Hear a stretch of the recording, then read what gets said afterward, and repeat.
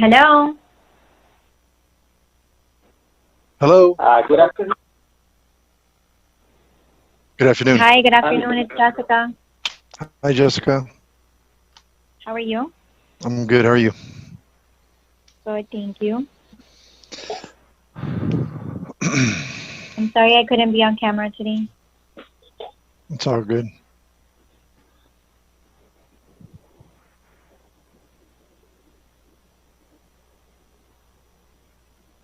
Herman, you there? Yes, sir. Always. All right. Good to hear your voice. I wasn't able, for some reason, the link. Jessica, were you able to use the link that was on the invitation? Or did No, you I get an error? dialed into a number. You dialed into a number. I dialed into, yeah, number. Yeah, I wasn't able to go in through the link on my computer for some reason, which is weird. Which link it was sent by Willie? Yeah. But then I was able to do it through my mobile device, which is how I'm hooked up now, which is odd.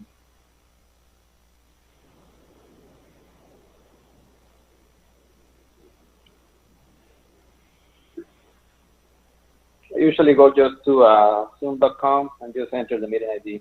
Meeting ID, yeah, right, exactly. That's how I did it with my phone. I just know by memory.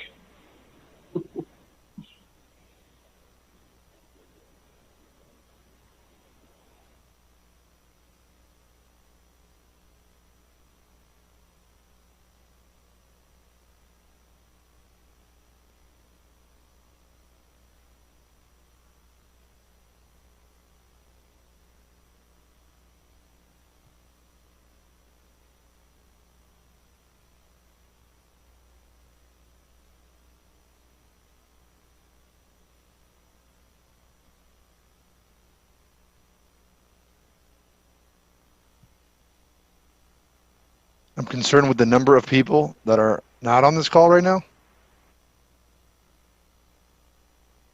Hermano, you got me and Jessica, that's it? That's it, yeah. I don't see anyone else.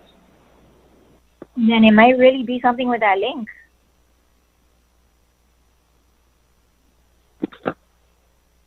Eight minutes away. It's not normal.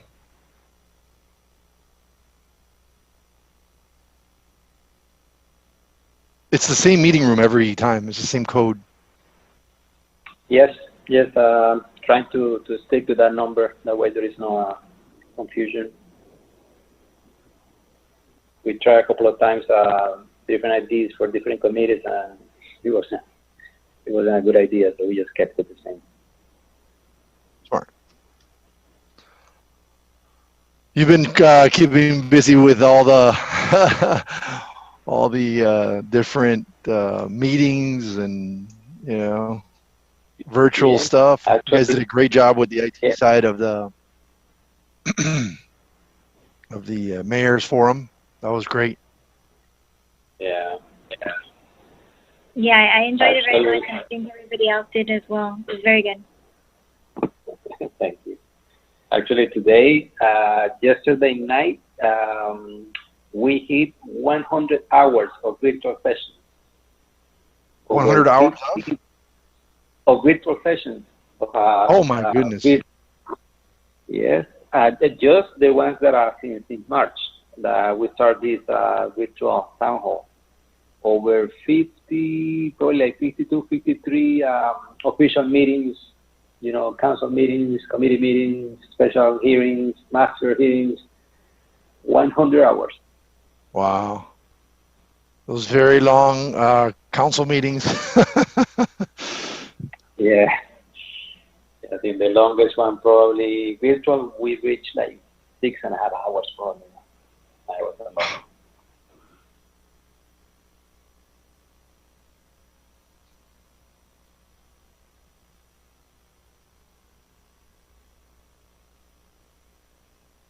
Okay, so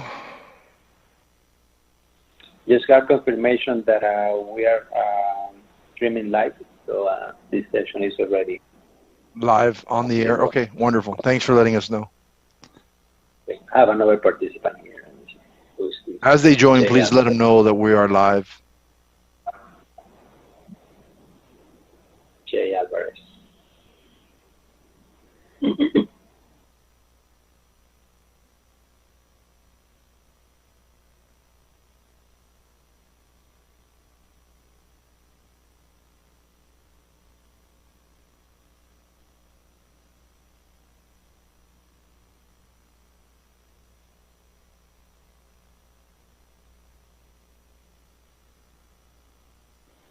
Yes. This is George. Can you Okay. hear me? George Alvarez? Georgia.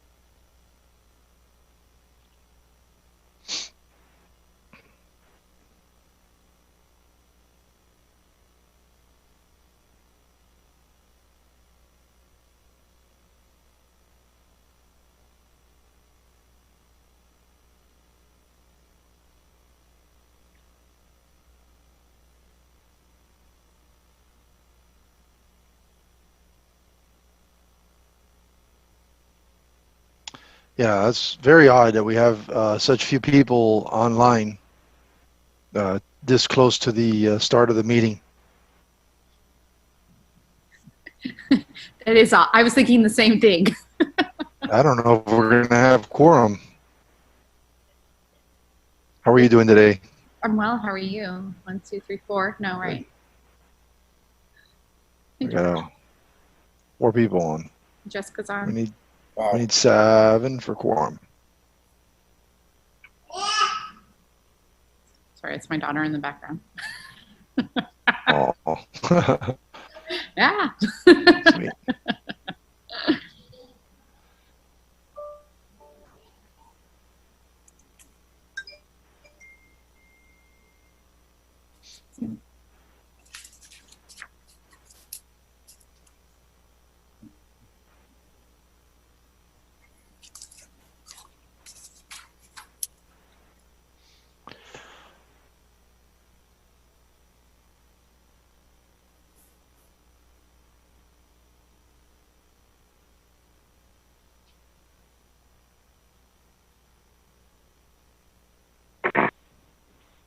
Hello, I have a phone number ending in 4773. Who's this?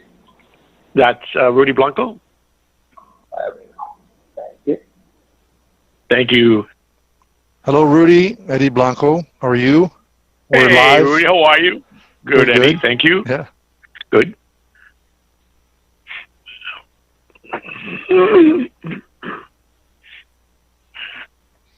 Okay, it's 3 p.m., which is our Yep. official start time for the Economic Development Committee meeting.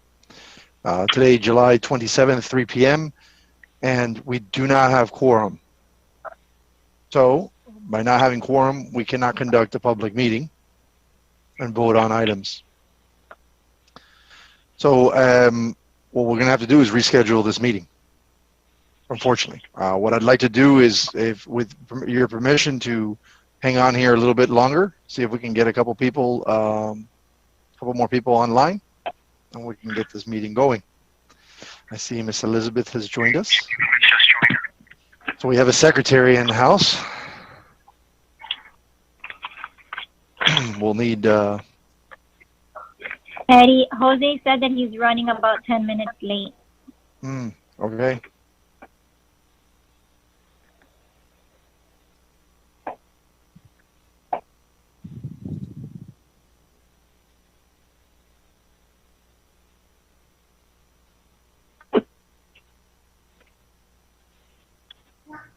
They're coming, Eddie. They're coming. Coming in.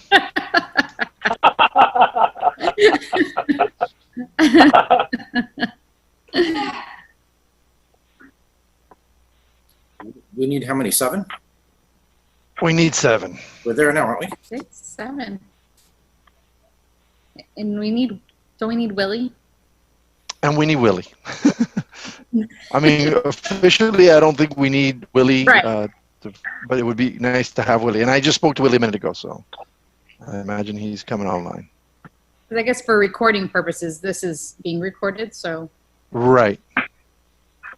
I know it's always been And an we are live Yeah. on this Facebook. Yeah, we're live on all the platforms, so our website, YouTube, and Facebook, and it's automatically recorded. So. Okay.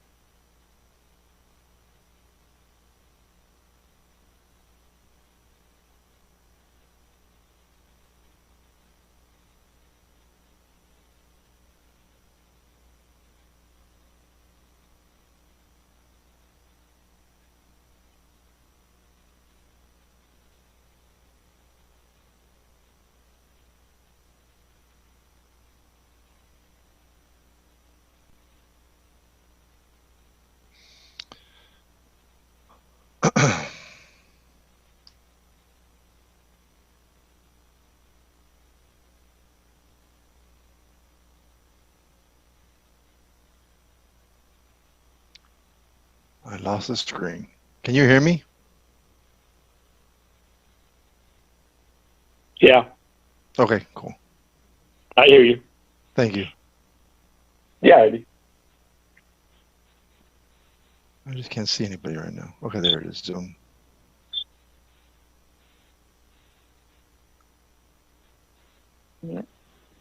Hey guys, this is Romy. Just to let you know, I have to be in and out because I have 2 meetings scheduled at the same time. So I'm used to us meeting after hours. So I have another meeting happening right now on the WebEx at 3. So I'm in and out.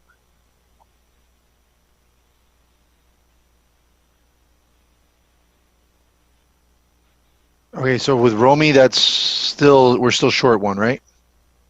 Did I get the head count right? Yep, I think so. We got Elizabeth, Andrea, George, Romy, Yeah. and myself, and Rudy. Right.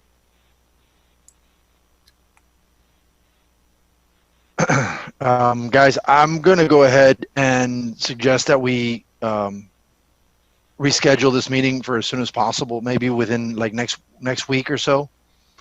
Frankly, that would give us there's a couple of reasons why. One is we'd have more people, which we have more input, which is always good.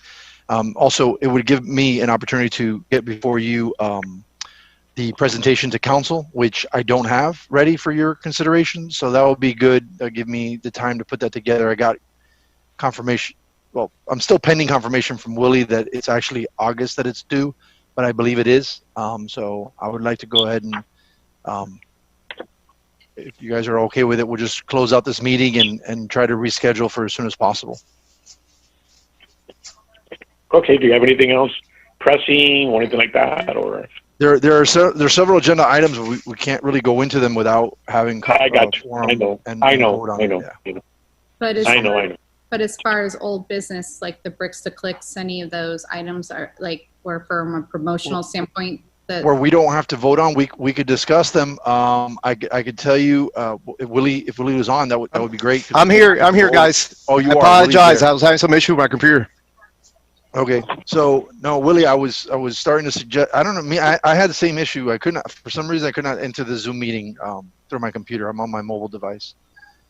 Yeah, and Vicente joined us as well. Eddie, Okay. you don't All see. right, so then we have quorum. Yeah. Fantastic. All right. So Vicente's on board. Let's go ahead and call the meeting to order. It is 3:07 p.m. on July 27th. There we go. Now I can see you all. All right, fantastic. July 27th, 3:07 p.m.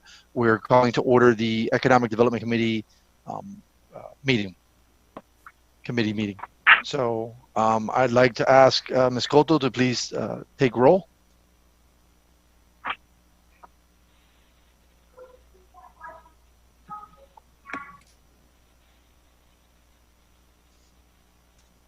Can you hear me? Now we can. Yes. All right. Do we have George Alvarez? Present. Okay. Eddie Blanco? Present. Steve Grimo? All right. Alex Castro? All right. Elizabeth Cotto, I'm present. Jose Llano, I know he's joining us a little later. Romy? I know Romy's in and out. Yeah, I know Andrea, I'm present. Neil Robinson. Okay, Vicente Rodriguez. I'm here. Excellent. Magali Rubio. Magali said she'll join us via the phone. So Magali, are hopefully- you there? Okay. But Jose's Afternoon, everyone. Who was that? I'm sorry. Jose. It's Jose Young. Hey, Jose. Afternoon. Sorry I'm late. Hi. Hi, Jose. Okay, and John Tingle. Jessica Medina. I'm here. Am I missing anybody? Rudy Blanco, I'm here. Okay. Anybody else? Okay. We have quorum. Mr. Sure. Vicente is on, yeah, right? Okay. Yes, Vicente's on. Fantastic. Okay, good. Everybody's here. All right, good. Well, most of us are here. Some are missing, and we'll continue on with business. All right, so order of business, deferrals, additions, deletions. This is a good opportunity. If there's anything on the current agenda that is not, does not cover something you wanted to discuss, now is the time to bring it to order. Anybody have anything they want to bring that's not currently on the agenda? Okay. I would like to add, hold on a second. Something that should have been on the agenda, and just so we can decide on it, which would be the report to council.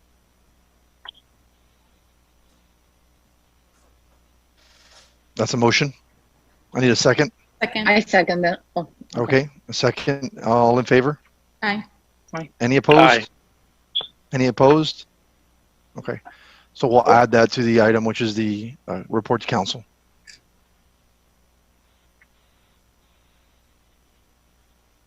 Okay, now we'll move to public comments. Any public comments? Herman? No, nobody from the public joined this meeting. Okay. Well, we'd like the public to know that they could always come on here and tell us some ideas of what they think we could be doing as a committee and our town could be doing. So there's an invitation to the whole public to do that. The approval of the last minutes that we had for June 25th.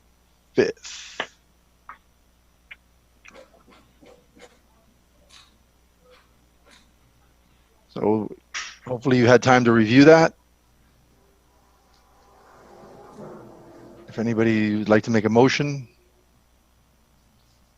If not, we can take some time to go through it right now.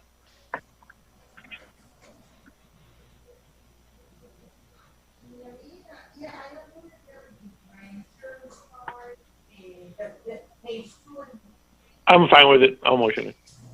Okay, I got a motion on the table from Mr. Rudy Blanco to approve the June 25th minutes. And I'll second. A second from Andrea. Any opposed? All in favor? Aye. Aye. I think we have a unanimous. Any opposed? Okay, unanimously approved the Economic Development Committee meetings for minutes for June 25th. Awesome. Okay, so moving along with the agenda. Sometimes it's better to have the page. I wish I had this all printed out in front of me because switching between screens. That's my problem. Yeah, it's sometimes tricky. I don't know what screen I'm on. Okay, so cool. So now we're going to old business, the Mayor's Forum update. Well, I first of all, I'd be remiss if I didn't start off by just saying that Vicente and his organization really shined in creating a place where we can have this forum, a meeting in the middle of this coronavirus pandemic. They were still able to pull it off in a very safe, methodical way, and it felt safe. And it was a great space. So thank you for that, Vicente, and to the team. I think we pulled it off. Willie, you want to give us a quick update on what you got on that? Yeah, I just want to echo what you said, Chairman. Ana G. Mendez and Vicente, everybody there, they were straight to the point. They kept us safe. I want to thank the police department as well. They had a good presence there to make sure we were safe. It was an amazing debate forum. Actually, today I was watching another one that happened last night. It's not even comparable to what we did for a different race. But the professionalism by Ambrosio, by everyone, everybody played a role in this debate, and I think the town shined. And I was mentioning to Eddie earlier today that our committee kept on being mentioned by the different candidates throughout the debate, which was very rewarding. Shows that people are talking about us. We're in their thoughts. So I think we're in the right direction, and I appreciate everybody here on this call and our committee. We're doing some amazing things, and thank you. And I think, Eddie, you mentioned over 10,000 hits as of today. Is that correct? I heard Brandon mention that. I mean, within an hour of the video being within an hour of the conclusion of the meeting, there was already almost 5,000 views, and I heard Brandon say that we're up to 10,000, almost 10,000 views. So that was one of the ideas of putting this together, was to put Miami Lakes on the map, to have these future mayors, answer to some of the questions that were important to us: the bridges, the blasting, the new mall, and those are questions that were asked. Some were answered more directly, some were answered a little less directly, but they were asked, and they were given an opportunity to address those concerns of Miami Lakers. So that was good, and a lot of questions and comments on the thread, which shows that there was a lot of engagement. So I think it was a win for our committee. I think it was a win for the town residents. I agree. Brandon has Any other comments? Brandon has checked in. Brandon, you want to go over the numbers real quick? Yeah, definitely. Chairman Blanco. So we definitely we're about 9,800 views. So we're almost the 10,000 mark. In terms of Facebook, the discussion has gone on to about 1,000+ comments just on Facebook alone. So the engagement that we're getting there is definitely kind of like a forum, kind of what we discussed. So definitely people from all throughout the county engage with the live just on Facebook. On YouTube, I mean, we have over 150 comments and about 150 views. So it's definitely getting exposure on both platforms. And Brandon, you said all the candidates shared it on their platforms too. Is that correct? Yeah, correct. On Facebook. Yeah, definitely. All the different mayoral candidates shared it on their own personal Facebook accounts and business accounts. Stuff. Any other comments from our committee regarding the forum? I just wanted to echo that for everyone who was involved, congratulations. I'm going to clap a little more. Thank you. You know, during these times, it's not easy, right, to come in, especially in the time that we did accomplish what we did. I think it was, you know, the venue, Vicente, thank you for offering Ana Mendez. You know, as Eddie said, it put Miami Lakes, you know, not that we're not in the spotlight. I like to think everyone knows who we are, but it really, you know, shed light on a lot of the concerns of the Northwest. And I think that, you know, with the questions that were asked in the way the forum was held, that, you know, it allowed the Northwest voters, you know, to have their concerns addressed. You know, I think I've said this before, you know, oftentimes it's, you know, our density in the Northwest, sometimes with regards to businesses and so forth, it's not as intense as it is like in downtown Miami. And so anytime that we can get our voice out to show who we are, you know, we are the epitome of live, work, play. So I think all the questions were, you know, hit the nail on the target as far as what we're concerned about, and also, you know, just kind of to promote us as well. Okay, let me say it was a pleasure. Thanks to Mr. Blanco, Brandon, and Neil who were here. And yes, Ana Jimenez is at your service for next time. Thank you. Thank you. And Mr. Chairman, I just want to mention also Columbus News Network. Without their support, their expertise, you know, Brandon's the social media guy, but that's a special talent, and it looked like a professional broadcast as a network. Yes. Yeah, kind of piggybacking off of Willie's point. So with the collaboration between from David from Cozy Productions, the Columbus News Network, Omar, and as well as our IT staff. One thing that I'm pushed, Chairman Blanco and Willie can attest to this, is that the important part of this was the branding aspect of it.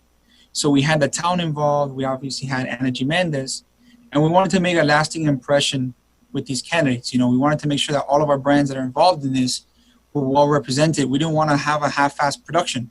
We wanted to produce something that they were going to remember and say, yeah, you remember that debate we had? It was in the town. Remember Ana Mendez? It was a great debate in terms of the questions asked. Obviously, thanks to Ambrosio, because Ambrosio does an amazing job moderating this debate. So Willie and I talked about it after. We rewatched it after the fact, and it was an amazing debate, thanks to Ambrosio handling it. But most importantly was the production, because it was something that, I mean, a TV quality production. I think Chairman Blanco can attest to it. That that the views definitely relate to it. I mean, we have over 10,000 views on our social media platform, so thankfully it was something that we can all be proud of, and the committee can be proud of.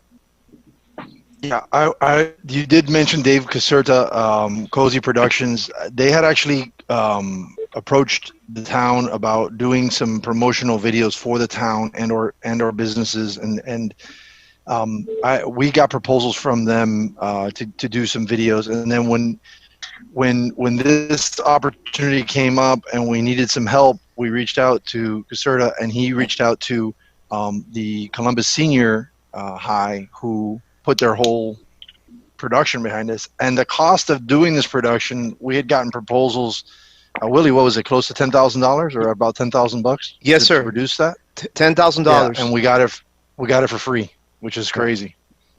Yeah, that was really great work. Willie and I were discussing that it was a big cost avoidance. Kind of take that word from Willie, because Willie taught me that, but it was a $10,000 quote that we pretty much didn't have to incur that cost, you know, as a town and a committee, you know. So nice, good stuff. Okay, any other comments regarding the forum? Okay, moving on. Old business. Item bricks to clicks. Plus, I'll turn it over to our wonderful liaison, Mr. Sanchez. Thank you, sir. Thank you. As you know, this is an event that we were working on with Bank United, and they sponsored the majority of the event. Was $2,500 sponsorship, as well as the Miami Lakes Council. Miami Lakes Chamber of Commerce also donated $250 for the event. But everything broke out, all these, what we're going through right now. And there were some conversations that Bank United was, they called us, what we're going to do with the money. Obviously, we can't meet. So the chair, myself, and our team, we started brainstorming, and we proposed to them, instead of doing a physical presentation, we'll do it as a webinar. Now, the webinar cost is completely different from the on-site price that we had received from the hotel and from the food services and all that. So what we did, we proposed to them a 5 webinar series in exchange of the one-time event. We went back and forth on topics, and I'm pleased to inform you guys today that we finally proposed something they liked, the 5 package, including the one you guys gave us the authority to go forward with Bricks and Clicks. So instead of doing one event, we're going to do 5 events, and all virtually. We have money for marketing. We have money to have the interpreter there. So every webinar is going to be live streamed, and I'm going to let Brandon fill you in what a special thing that we've been working on, which is going to be another big surprise for the committee and for the town. But we have sent them the dates. We sent them the ideas, the concept. As soon as they approve it, we can move forward. The first one, which is Bricks and Clicks, is scheduled for August 5th. We have begun work already on the flyer. I'm going to share it with all of you once we get approval from the bank. But I think this is a great way for us to maximize those dollars and again, put our committee, put the town in the forefront as we continue pushing a shop local, support your local business campaign that it's been going on for months now. We have to pull together, and I talked to the chair this morning that once I got the good news, we're going to share it with you guys, because I know you guys were waiting for that information. But right now it's in the hands of the bank. Once it gives the green light, we're going to put it on the calendar. We're going to go moving forward with the first one, and that's where we're at. But Brandon, you want to talk a little bit about how we're going to transmit and what we're planning to do? Yeah, definitely. So one of the big things that I think Willie and I really were excited about was the fact that we're doing this with Bank United, and their digital team, and they're actually the VP of marketing, and everybody that we've been talking to back and forth is really excited about this series of webinars. It's not just going to be one. So their digital team and their marketing team is very excited to work hand in hand with us to promote this. So not only will we do our paid ads as we normally do for all you guys' event, as well as traditional marketing, they're going to co-brand this campaign with us. So they're going to ensure that all the branding that goes up on our end goes up on their end, so the consistency, and they're going to share it on all our social media platforms. So we're going to have that big partnership that we've been looking for. I think Willie and I have been working towards for a while now with a corporate company, and we got it with Bank United now with this campaign. So hopefully we'll definitely see the results of it. Excellent. Thank you for the update. This is great to see. We had $2,500 commitment from Bank United to put this event, and $250 from the Miami Lakes Chamber to put this event together. And then COVID hits, and then we had to shift, and now we've created, I think, an even better situation for everybody, an opportunity to get more information out to the public. I'd like to turn it over to anybody on the committee who has questions for Willie or Brandon regarding these changes and what that's going to look like. Yeah, well, the other 4 events, do we have more or less a time frame within, every 45 days, every 60 days? Any idea on? Yeah, good question, George. So they asked us to give a 2-week window in between, and we did that, except for one. We also partnered with FIU, the school business, so they're going to be doing one of them. The only one that's not 2 weeks apart, it'll be theirs because they need a date, a particular date, which we grant to them. Hopefully the bank approves it. But every other one starting August 5th, every 2 weeks apart. Great. So we go into September 19th, I believe is the last webinar. With this funding, we hope to continue the partnership.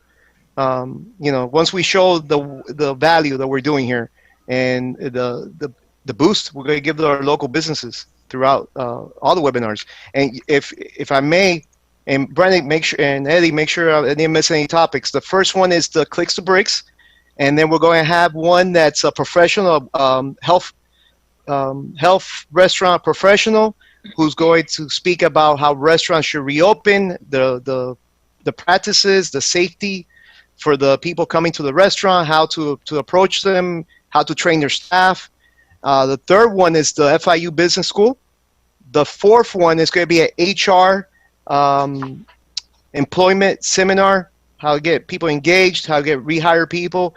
And the fifth one is going to be handed over to Bank United, where they have requested to have some of their big and small partners be the presenters. Clients. So clients, small and large business. Where they were clients of Bank United, right? That we're going to be speaking on different topics, right? Yes, sir. Yes, sir. And how they coping with what's going on and how they're making business happen. Right. And they asked for that, and I think that was a fair ask, and especially have actual owners of these big and small companies that are from Miami Lakes. The first webinar, the first webinar that the committee chose, couldn't have come in a more perfect time in terms when it comes to bricks to clicks, because from my perspective, from the marketing world, right now is the time for really companies to really transform, and I think that we're providing the perfect information to our residents at the right time. I agree. That's great stuff, guys. That's awesome. Any other questions from the committee to Mr. Brandon or Mr. Willie? Will we have any kind of post survey for participants or anything, just to kind of gather a little intel maybe for moving forward? Just so that way we're, hitting the nail on the head as far as content and this is something we want to move forward doing. Just a simple one, not anything intense. That's a good question. Any ideas, guys, on that? The ability to do that? I don't know if you want to. Brandon, you want to jump in? I know we did something with SBA, correct? Yeah. We already have a template kind of in place for webinars. I think Willie and I already worked on that for a previous webinar. We kind of got the idea from an SBA webinar that we're a part of.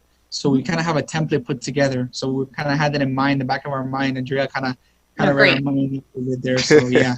No, good. I mean, I just want to make sure that we have it so that way we start it off. Right? It's a process. Yeah. No, that's a good point, Andrea, too, because maybe somebody wants to see something else and they can suggest it, and then we can pursue it. And as we're planning these for the next year or whatever, you know what I mean? We're just keeping in tune, obviously, with the community, making sure that we're hitting what they're interested in. And again, guys, I mentioned this yesterday with the Cultural Affairs Committee. Even though when things get normal, God willing, soon, these are things we should continue doing. There's no reason why we shouldn't have both platforms, a physical and a virtual. So I think we're getting a good practice run here, and what I've seen, I've asked Brandon to see what other people are doing. I think we're ahead of the game, guys. In fact, another city just started Economic Development Committee recently. So we're doing the things that I think are required, and Eddie and I spoke last week. We wish we could do more. And we'll keep pushing the envelope. We got to leverage every partner we have and those resources. So, yeah, absolutely. And we're going to need to that point, Willie. You mentioned, and we, something that helped get some of the traction is as committee members. Each of us has our own network of people that know us and trust us as community involved people. And so it's important that when these events are put together, that we are using our own social media platforms and or email and or phone, whatever ways that we like to communicate with our sphere of influence that we associate with. It'd be great that we put that out. And Brandon put together a nice summary email that had all the right information. You just big copy and paste, put it on, send it, and you're done. Make it nice and easy. So we appreciate the ones that took advantage of that, and ask everybody to jump in on that as we promote these events. Because if we already requested this to be budget item, right? So this would be taxpayer dollars in the future. But if we can prove that this concept works and we can do very well for Bank United, then we don't have to go to public funds for this type of stuff, and we can continue to use our partnerships. And so it's important that this first run of 5 events, we really get the traction and blow them out of the water, over deliver on this. Yes, I agree. Any other comments from the committee or questions to Brandon or to Willie regarding Bricks to Clicks? Seeing none, Chairman, I'll move on. Can Can I make please. a comment on what you just addressed in Yes, terms of the committee members? of course. Yeah. So Willie and I, since Willie's the committee's coordinator, one thing we've really been talking about, and I kind of been teaching Willie about this term in marketing is influencer marketing. So that term is used very loosely in marketing, but kind of here I want to pitch it to you guys as advocacy. So you guys as committee members and as Chairman Blanco as the chair of the committee, people and residents in our town know that you guys are obviously very involved in town events and town whereabouts pretty much as a whole. So if you guys can get this information that we provide for you guys, whether it be a simple phone call or post on Facebook or post on your Twitter account, your Instagram account, something as small as that can go a long way, because you're seen as a trusted member of the community because you guys are involved directly with the town. So something as simple as advocacy on a post on Facebook, just resharing our posts on Facebook could really go a long way in helping us promote all these events. So we appreciate that if you guys can do that. Awesome. Thank you. Okay, so one last request. If anybody has any questions for Willie or Brandon on Bricks to Clicks. Okay, seeing none. Moving to new business, item 7A, outreach to businesses, expand and update the town's contact list.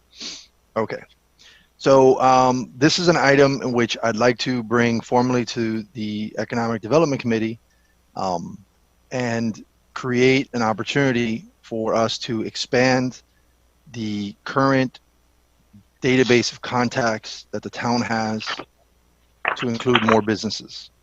And I had taken it upon myself and at my expense to reach out to business owners that I found that were listed on the U.S. Chamber of Commerce, and basically say, hey, listen, I'm chair of Economic Development Committee. We'd like to get more information from you and keep you in touch with what's going on at that level, right? So more informally from me to them. And I'd like to, I'd be remiss if I didn't express that I've got some criticism because some people, for their own political agenda, made it sound like I was reaching out to people soliciting business for my business and using my position that way, which is crazy. But that's not the point. The point is I want to bring it to you guys so that we can have an opportunity to look at ways that we can do this, and I'd love to get an official support from the committee to do this in a more progressive, more proactive way, which is simply to reach out with the information that we have. I have a list compiled of business owners, names, phone numbers. It's public record. It was pulled from the United States Chamber of Commerce. And then reach out to them and say, hey, would you like to be added to this list, as a formal thing, so we can build the database that the town has. So that's my motion. My motion is to, with using any one of us or multiples of us that are willing to contribute in this process of reaching out, connecting, soliciting contact information, and getting permission to add them to our distribution list. That's what I'd like to see us do at no cost to the taxpayer. That's the motion. Do I have a second? I'll second. That was Jose Llano.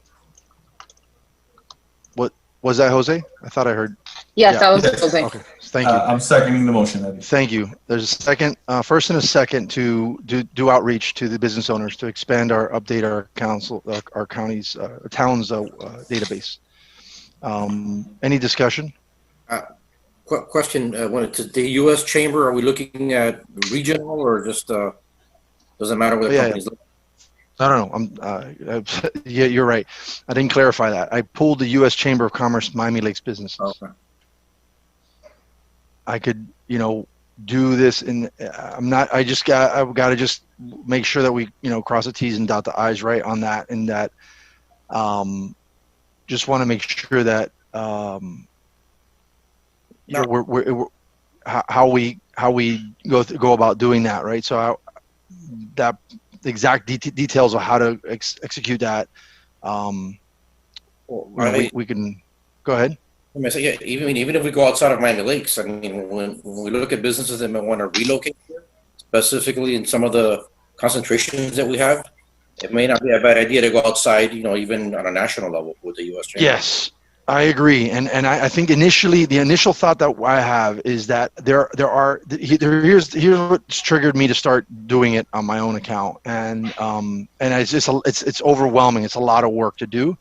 So that's why I'm reaching to the committee. What the initial thought was that I had spoken to some residents who, surprisingly enough, hadn't heard about some of the things that were going on as it relates to the town, right? And the town does an exceptional job of getting that marketing out through social media, but I thought it would be better if we can engage them and find out, more about them, and then have their contact information so that we can say, hey, look, here's this Bricks to Click event that we have coming on this date, and know about this. We're just basically taking this information, confirming that this is the best email from them. Some companies have like info@abccompany.com, but that's not the best email for the person. So if we can get the right email for them, then we can add that to the database for the town. But that was just really more for the local businesses getting information from the town and what the town's doing, as opposed to, what you're talking about, George, which is like a more of an outreach to like solicit business, and that's a different thing. Although it's something we can add to it if that's your. Chairman Blanco, can I make a comment real quick? Yes. Okay, so the town currently has our BTR list, which you guys, I'm pretty sure you guys are all aware of, is all the current businesses in the town, right? So a little while back, we had an intern go through that list to make sure that all the emails and the phone numbers and all the point of contacts were the most recent, up to date. Now, what we did is that email, the business newsletter that the committee put together and that we had Monica do a great job of, yes. That we send out, gets sent to that specific list for all the events and the different business resources that you guys come up as a committee, gets sent out to them. I think one thing that you guys can do is possibly maybe go over that list again to ensure that that is the right email or the right phone number for these different businesses, just as a kind of a recommendation, because we already have that list. I mean, just to do it again would be like kind of working double. Just a recommendation. I'm sorry, I got a call here. Regretfully, I'm on my phone as opposed to on the computer. That pause there. You were saying, can you finish the last sentence you said, Brandon? Make sure I heard the last thing you said. Yeah. So kind of to not make the committee spin their wheels to do the work double. We have the BTR list that we used, that we segmented. Instead of sending these big email blasts to everybody in the business newsletters, we're segmenting the market and specifically targeting the business newsletter to just the businesses, rather than bombarding the regular residents with business content, which we know that they would unsubscribe to, correct? So what we did was we segmented our Miami Lakes residents using the BTR. And then what we did with the BTR is that we had an intern that her project was to specifically go through the BTR list, update the phone number, the address, and the email address to make sure that was either the decision maker in the business or the point of contact. Okay, so that make sure that it just wasn't a generic like info@whatever email. Correct. That's what we don't really want. So I kind of thought that the committee can do is we can provide you guys that list, and maybe if you guys want to kind of cross-reference that list and go over it again to make sure that we don't have any for whatever reason that person may not be there anymore, or it was like about I want to say about a year ago that was done. The most recent update on that. And do you have any idea how many people are on that list? I can tell you. I can look if you want. I can look it up real quick, but I don't have off the top of my head. It's a substantial list. There's a lot of people there. Yeah. Okay. Yeah. All right. And what if I may say something, what George mentioned, he also with this list connect national partners. George, is that correct? Like to get contact points throughout the country? Yes, I mean if we have concentration, let's say in the health industry or pharma, maybe target some of those and or businesses that we want to attract to have them on the meeting. So kind of going to George's point, one thing that I've been kind of fighting for is ad budget here to kind of give me some money to spend some money in running ads. That's where I'm really, I would say my specialty is in paid ads. So one thing that Claricel, our communications director, and I have been discussing for a while now is running some ads to drive awareness to our social media, but also driving signups to our email lists because we use that a lot for our event marketing. So we're actually gonna launch an ad pretty soon to drive signups to not only the BTR list but also to the general sign up to our email blast. So that's one thing that we're gonna be working on pretty soon now is driving signups. So that'll kind of be going along the lines of what the committee wants to do. Can I say, this is Jessica, can I say something? Sure. Okay, I also had a couple conversations with different business owners throughout the town recently just to kind of get a feel for what they're experiencing at this point, if there's anything that we as a committee can do to help push anything in any direction towards them so that they can, in these difficult times, do better or whatever it is. So some of the feedback, and actually a lot of the feedback that I've gotten back is that they feel like we need to reach more outside of, bring more people from outside of the town into the town.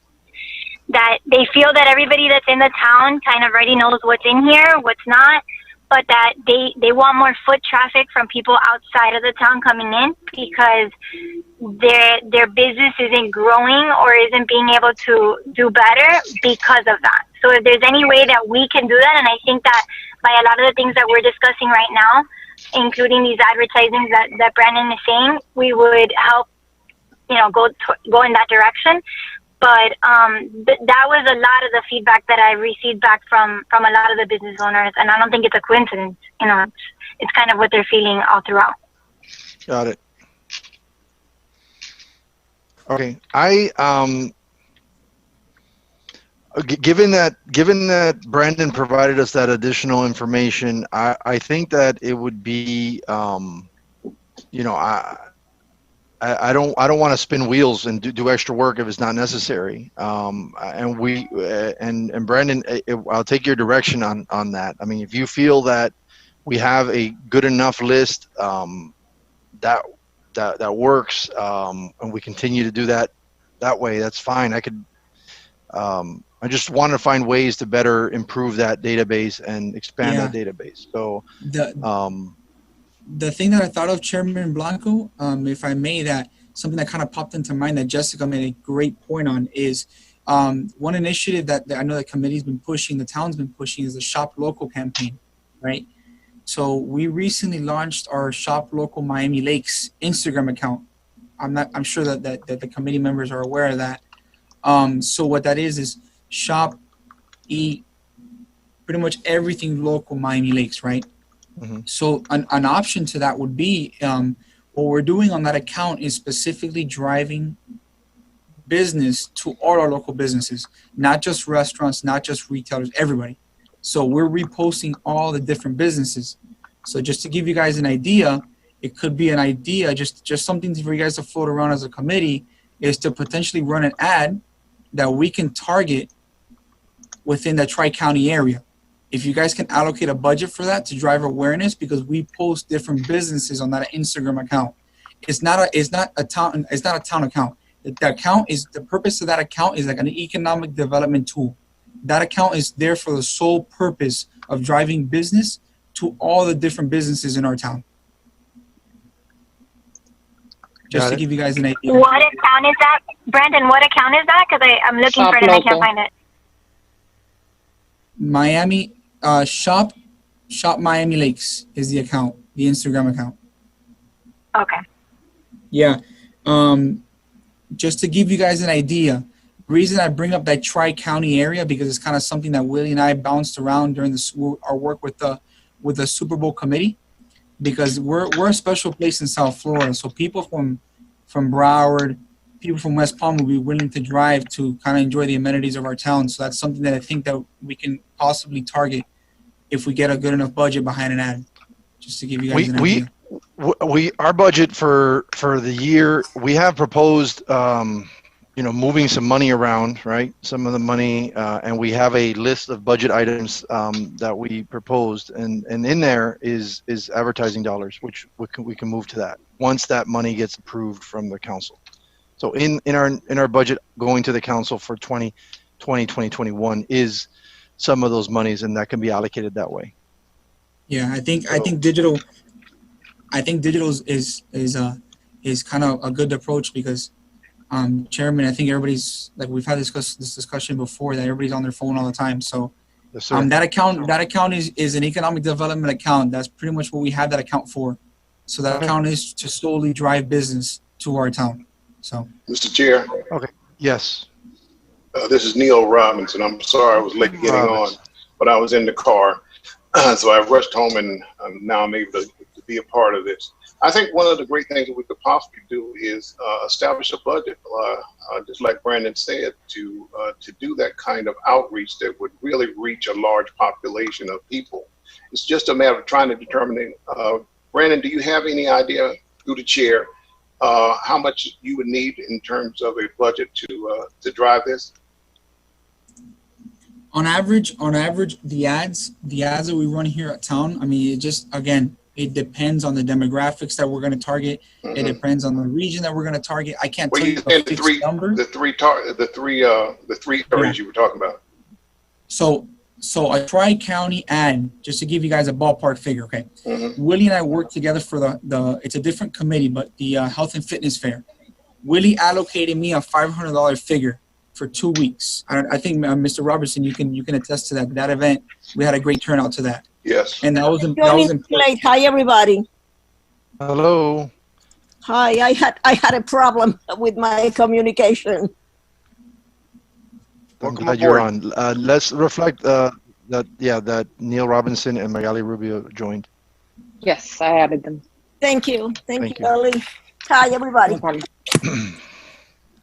Okay, so you're thinking, Willie? I'm sorry, Brandon. What was you saying? $500 for the 2-week allocation, and you just to give you guys as an example, every ad has a different budget. This is just an example. This is not a benchmark. Just to give you guys an example, Willie allocated me $500 to our Health and Fitness Fair event last year. We ran that event ad for 2 weeks, and we put $500 behind that ad. We reached over 60,000 unique accounts just with that one ad for 2 weeks. And we had over hundreds of people attend that event. So paid ads works. We have to figure out how long you guys want to run these ads for, and that's kind of something that.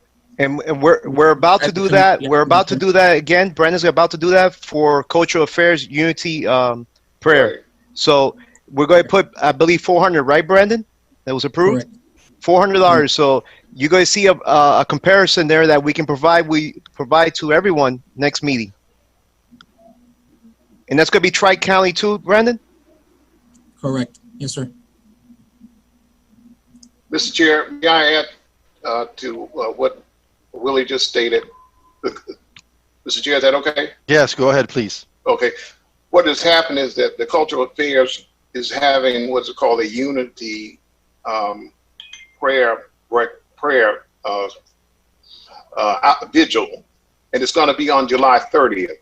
And so in order to reach a larger audience where we'll have 10 religious leaders to do a 3-minute sermon or make some statements, and then have a closing with music something that ties it all about we as a community, we as a nation need to unify and understand that we all have our differences, but as the late John Lewis said, that we're all in one house and we all got to live together.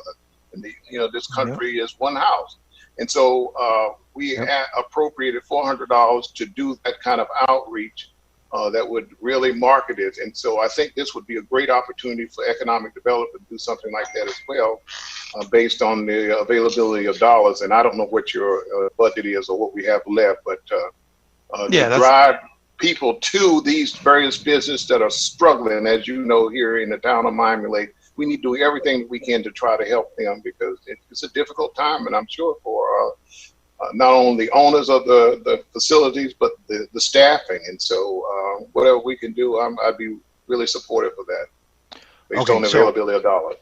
Yeah, I would say that the budget item is an issue that we don't have a budget. Our EDC's budget is well, I shouldn't say we don't have available funds in our budget is a better term. We have $20,000, 10 of which is going to the website. Just escapes my mind. Someone can help me. Local intel. Local intel. Thank you. And $7,000 going to the chamber, and $3,000 going to $3,000 going to the chamber membership, and $7,000 going to the expo. That's the budget that we have that we're working with today. Moving forward, we have a proposed budget that would allow us to spend money in different ways, including this advertising. So I think that that's covered. I'd like to make a motion that we revisit the budget that we're proposing to the town at the next EDC meeting, that we just so everybody's on the same page, and make sure that we're all on this. Would that be agreeable? That's still within time. Hi, it's Claricel. Hi, Claricel. Hi, how is everybody? Eddie, there's a motion on the floor. Your previous motion. I have to. I'm gonna withdraw that motion. Thank you. Okay. Thank you. I'm withdrawing the motion, and the reason I'm going to withdraw that motion is because it seems like we've got that part pretty well handled, and we can accomplish that goal different ways through Brandon's suggestion of the EDC doing targeted marketing instead. And Chairman, the actual email list that we have is 2,000 plus businesses just in our town. That's Okay. the amount of Thank emails you. that we have just for the actual number. Wonderful. Okay, and we can probably, like I said, do it some other way. So the motion that was on the floor to expand the update the town's contact list, using the resources within the EDC, I'm removing that motion, moving to a second motion to go ahead and move this item as it relates to the budget and the discussion of budget to the next meeting, when everybody has an opportunity to see what was drafted from the last discussion, and everybody can look at that, think about it, and make sure that we're all on the same page about that as it moves forward. Is that good? I'll second the motion. Okay, second. Okay, any discussion on that? Okay, moving to vote on this, just moving the discussion of budget and allocation to the social media till next meeting, when we all had an opportunity to look at what we've already drafted and have in place. That's before the council for approval. And Chairman, just to let you guys know, from the communication budget, from the communication side of budget, we can allocate about $250 worth of ad spend towards that economic development push to the Instagram ads that we were mentioning about. Okay? Okay, that'd be great. Just to let That's you guys fantastic. know, something that was brought to my attention. All right, thank you, communications. Excellent. Let's go for it, Brandon. Do your magic, man. Yeah. That's great stuff. Where are you? Eddie, can we vote on the motion? Yes, we're going to vote on that motion now. All in favor? Excuse me, Eddie, that motion only touches about Intel and the chamber funds. No, the motion is simply to move this discussion to next meeting, August, when everybody can have an opportunity to review the budget that was already set in place and looked at by this council, by this committee, and so that everybody has it in front of them, and we're not just rehashing and reinventing it, because we already have it drafted. I want to make sure every next meeting has it in front of them and we can discuss it. And if there's going to be some changes, we can make those changes at next meeting.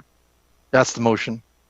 Well, I have to recuse myself because of my involvement with the chamber. Yeah. Okay. That's fine. Any other discussion? Okay. All in favor to moving it to next month? Aye. Aye. Any opposed? None. Okay, great. Then we'll be discussing. We'll just revisiting and discussing and finalizing the budget discussion in August. The next item 7B, distribution of the BTR list from January to June. Do we have the BTR list, Willie, to distribute? And is that something that we can get back on board with? I know we can't do physical visits, perhaps not a good idea, but at least that we're doing the phone and email campaign to the new businesses. I don't have it physically right now, but if the committee votes, I can piece it out and send it to each committee member a fair amount to reach out. If it's something that if the committee agrees to it, I can do that. So we don't waste more time. Understood. If you guys give me permission, I will piece it out myself and send it to each committee member a fair amount. Is that okay, Chair? You said twice as much to George. Okay, give George more. Yeah, give George more. Okay, so we need a motion. We need a motion for that. I'll make a motion for Willie to distribute the BTR list to the members of the Economic Development Committee to reach out. I'll be happy to second the motion. There's a second on the floor from Mr. Robinson. First and seconded. Any discussion? I'd just like to add, if we can just, is that it's going to be from January to June, right, Willie? Whatever, so we can cover those months that we really haven't been nailing that. Okay. Any other discussion? I was going to say it's perfect. Sorry? It says perfect timing because we can also address our upcoming bricks to clicks. Yes. Coming up and everything else. So that's great. Great. Okay. So there's in a second. Any other discussion on this item? Okay. We're going to vote now. Moving to vote. All in favor? Aye. Okay. Any opposed? Any opposed? Okay. Seeing none, the motion passes unanimously. Looking forward to getting those emails from you, Willie. Here we go, man. I'm famous about emails, so get ready. I know it. All right, awesome. So item 7C, a resident reached out to me about this idea, bingo for restaurants. And I wanted just to bring it to your attention as an idea. The idea wasn't fully meshed out, and it was but the general idea I wanted to bring it to the committee, and which was basically to have different restaurants, particularly focusing on restaurants because they've been really hit hard with all these restrictions, to make a kind of like a bingo, multiple bingo cards with a mixture of different businesses in the position that of the placements. So you'd imagine a bingo card with, different names on each spot, and then as we go, we promote through social media, which is the order that's going to win this week, which could be straight line, diagonal, the four corners, whatever. And so if you shop at those restaurants and buy food from those restaurants, you get that little spot, and then that week you could win. What you would win and how that would be all coordinated, that's still left to be unseen. And I just want to bring it out here before the committee. My personal view is on this personally is that it's a little labor intensive, and it could be very time consuming, and I don't know the impact that that's going to have. And I'd like to really focus our energies on, hitting bigger, more effective swings, if you would. I just wanted to bring it before the committee. It was an idea, and I like the idea, but I wonder if we can not complicate it, make it simple, make it accessible, and knock it out of the park. That'd be great. So it's before you guys as a thought.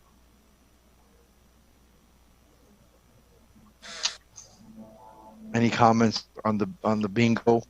If I could, Eddie, I would think the only way it would work is if we come up with the parameters and then let only the restaurants that are willing to partake in those parameters, including whatever that prize is, be a part of it. And I think, I don't think it's going to work out. I think we're better off concentrating on this, things that we're currently concentrating. Okay. Thank you for your input. Any other input from the committee?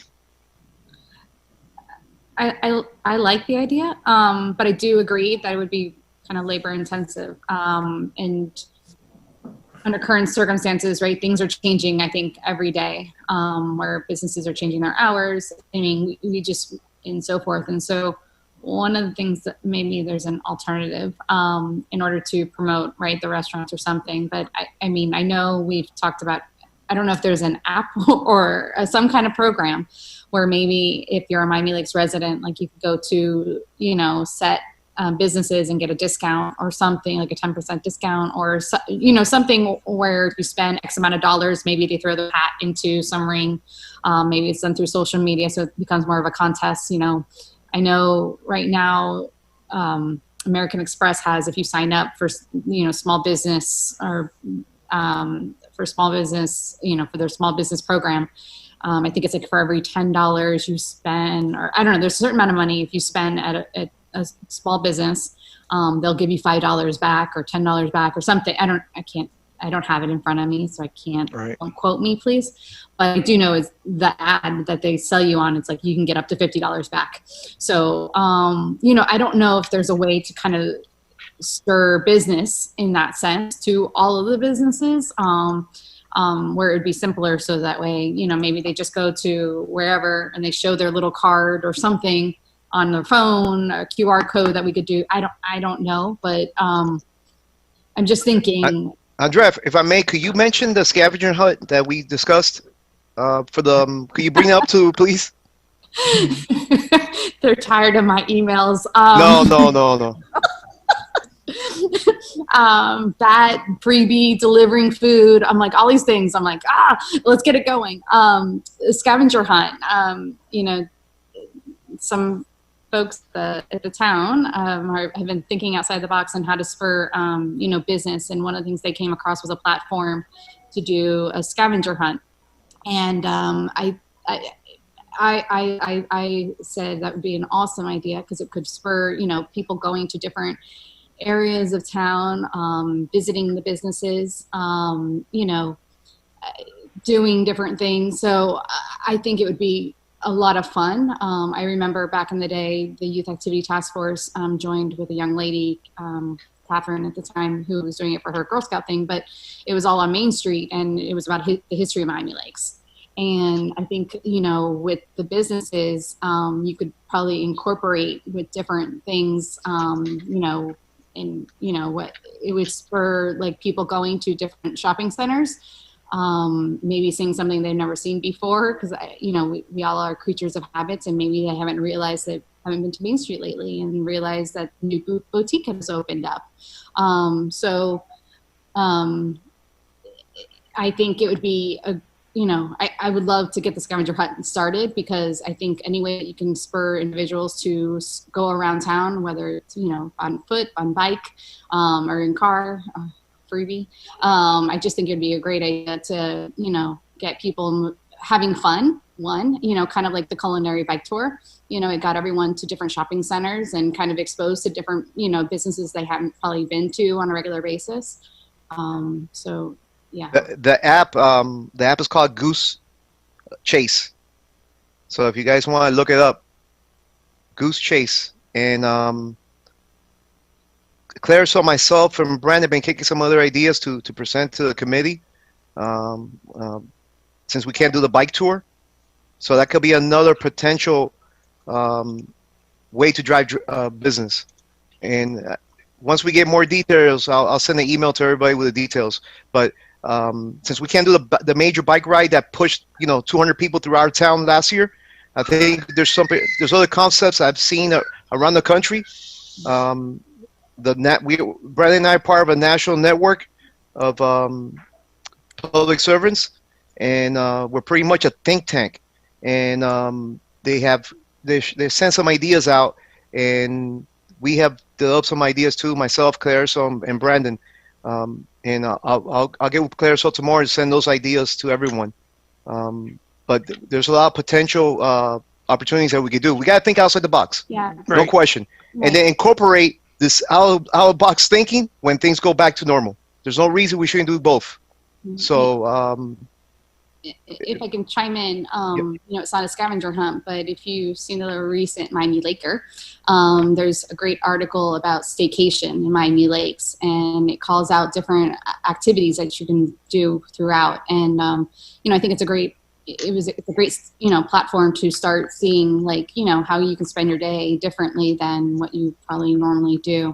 It's like art around town, the Cultural Affairs Committee, you have those cows that are all over the place. That was, art in public places. I don't know how many years ago it started, but I defer to Neil and Claricel about that. But there's so many different things that are going on in, that we have in the community. And so it's like, how do you incorporate, I call it Miami Lakes fun, but also with the businesses that we have here too. Yeah. And one more thing, Andrea mentioned bikes, how to get people around town. We're actually working closely with the transportation manager to pinpoint all the bike racks in town. And Andrea's been so gracious to help us out. I'm going to have something to her soon so she can proof it. And then we'll share it. But we want to make sure that people know that they can ride their bike and there's a bike rack.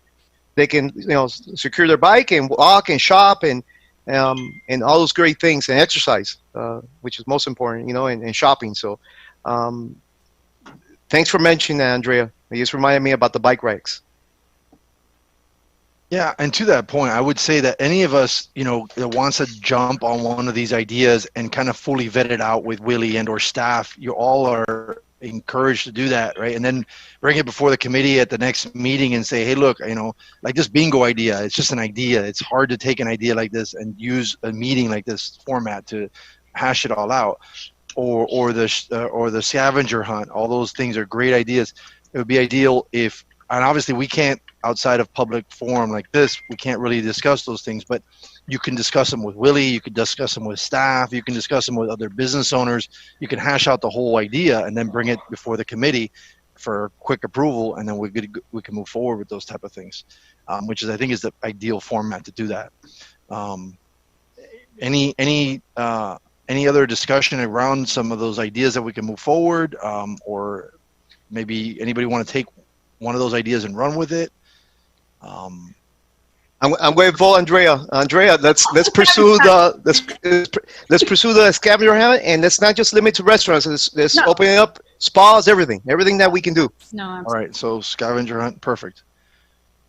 And you want to, and then I owe you guys information what we're planning, which is going to be, I think, going to be another great idea. Which would be something. What do you mean? What do you say? To do an outdoor event, to do it somewhere. Outdoor event. Yeah, so like a movie, but the restaurants can bring the food to your car. So the shopping centers that have multiple restaurants will set up a movie, outdoor movie, and then the restaurants would serve the food in you call the restaurant of choice in that particular shopping center, and they bring it to you. Okay. You don't have to leave the car. That'd be a cool idea. Yep. I'll circle back with you on that. Okay. Yeah, let's get more details on that, and then we'll share it. I'm going to move to 7. Any other discussion on 7C? Okay, I'm going to move to 7D, which would have been the report to council. Willie, did you get confirmation? Yes, sir. Yes, sir. So you are the committee's due on the 18th. Obviously, where everything is going on, we can we can push it back another month. But if the committee likes to pursue it, we can set you up with a meeting next Wednesday, and we can have the report ready for approval. If that's okay with you, Chair, we can work on it. It's up to the committee how we can do one of two things, and I'll take a motion from the floor. We either can, from my understanding, is we can move to postpone our presentation to council to September, or we can have a quick special meeting next week to review the report to council and approve the report to council. So we have, let me give you the times in case you guys want to vote on it. We have Wednesday the 29th at 3 p.m. And if it's if it's a half-hour meeting, it'll be at 3. If you need more than half an hour, we have to do it at 7 on the 29th.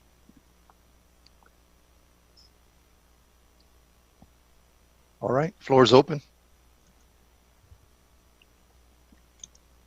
Anybody want to make a motion to either, and that meeting we'd have to have quorum. That would have to be a EDC meeting. It wouldn't be as, right? Yeah, full meeting. And if I may say something, Chairman, I suggest if everybody agrees, I think we should meet, just because we have all these loose items with the scavenger hunt and potentially doing something with the restaurants outside.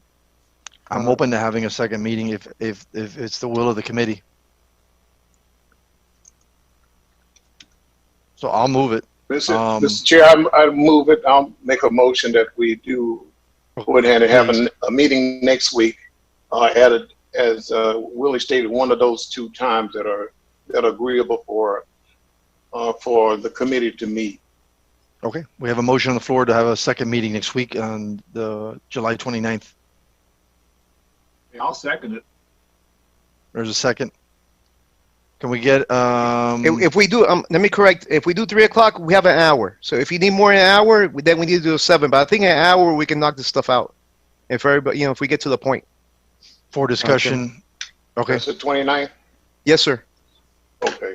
You want to I'll put amend that in the motion that we don't. You, my motion is that we'll have a EDC meeting on July 29th at 3 p.m.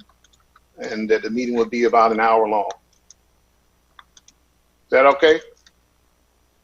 I got a motion on the floor for moving the meeting to, having a second meeting here on July 29th, 3 p.m. Can I get a second? And there's, I need a, oh, John Tyndall. John Tyndall seconded. That. Okay, and any discussion? For the record, I would love if we could go back to meetings after hours because this gets very complicated for me. So I will do my best. Understood. Okay. So we have any other discussion? Okay, so let's move to vote. All in favor? Aye. Aye. Any opposed? Aye. Any opposed to meeting again on July 29th at 3 p.m.? Okay. The motion passes. We'll be having another meeting Great. on the 29th to discuss the report to council and any other business items. We have scavenger hunt. I'll add that one on the item. So report to council and scavenger hunt and whatever other items. I'd like to move to any other new business items? No, we don't have any. Okay, moving to announcements. I want to bring to your attention a couple things that I watched the council meeting and just some things that I became aware of a little. I didn't watch the council meeting till yesterday, and it's a little too late for me to throw it in the agenda. But a couple things. One is that the Miami-Dade County CARES Act funding was sent to the county, something like $120 million, to which the county, the town is asking for them to remove those funds from the county to the town. And part of this CARES Act funding requires that we take action in response. It's three-prong approach. This is all from the last meeting, council meeting. The manager explained this. It has to be money spent on action taken to respond to COVID. It has to be an item that isn't previously budgeted for, and it has to be done or planned to be done by the end of 2020. And if we hit all those funds, we're eligible to receive funds. And I can't think of a place where the town has been harder hit than in the economy and the businesses. So I think it'd be prudent for us to think about how would we spend money in a way that could be, this is federal money coming to the county, and if we can represent properly where that money can be well allocated, we can get that funding. So I think this is a big place where we should be spending our time and energy on how can we get that. Think of ways of, wait, if the town did this, this would be great for the economy, and we can use this federal money for the town to do this activity that would then result in great economic growth for our town. It's a great opportunity for us in the middle of this chaos, and I think we should really be mindful of it. And again, this could be something that could be brought up next week. Miami-Dade County created a restaurant grant. The details aren't clear, but I'm going to do more research on it and bring it before the committee, hopefully at next meeting. Josh Diegues brought before the council and got approved the idea of the county filing. I spoke to a state rep, Sabatini, who put a video together and it went before the council, and they approved to do this amicus brief, which I don't know enough about legal stuff, but I understand that once anybody sues or any group of people sue the county, if they decided to do that, private enterprise did that, and it went to the appellate court. Town of Miami Lakes has already agreed to file amicus brief, which would be essentially saying, hey, we agree with this business and we support this business in this action, and here's the points in which we support this business and why we think this was fair action taken by this business. That's my understanding, but I wanted to bring it to your attention. I encourage you to watch that council meeting so you get all the details. Councilman Alvarez put a motion before the council to sue the county for monies that we're losing because of the county's decision to shut down businesses. Again, I think you watch that video and become aware of that. And I think there was a special meeting called that's supposed to happen this week. Maybe Clarice could clarify dates on that. I don't know if she's still on, but if I'm not mistaken, it was scheduled for tonight. Willie, do you know about that? Yes, sir. I believe there wasn't enough votes from the council to have the meeting, so the meeting was canceled. Oh no, they did not go that far. Okay. Yeah. And then the other thing is Diegues discussed using the freebie to deliver food. So the freebie is available. It's moving on about. Was that passed? The transportation manager is working on that request to see if it can be used in that way.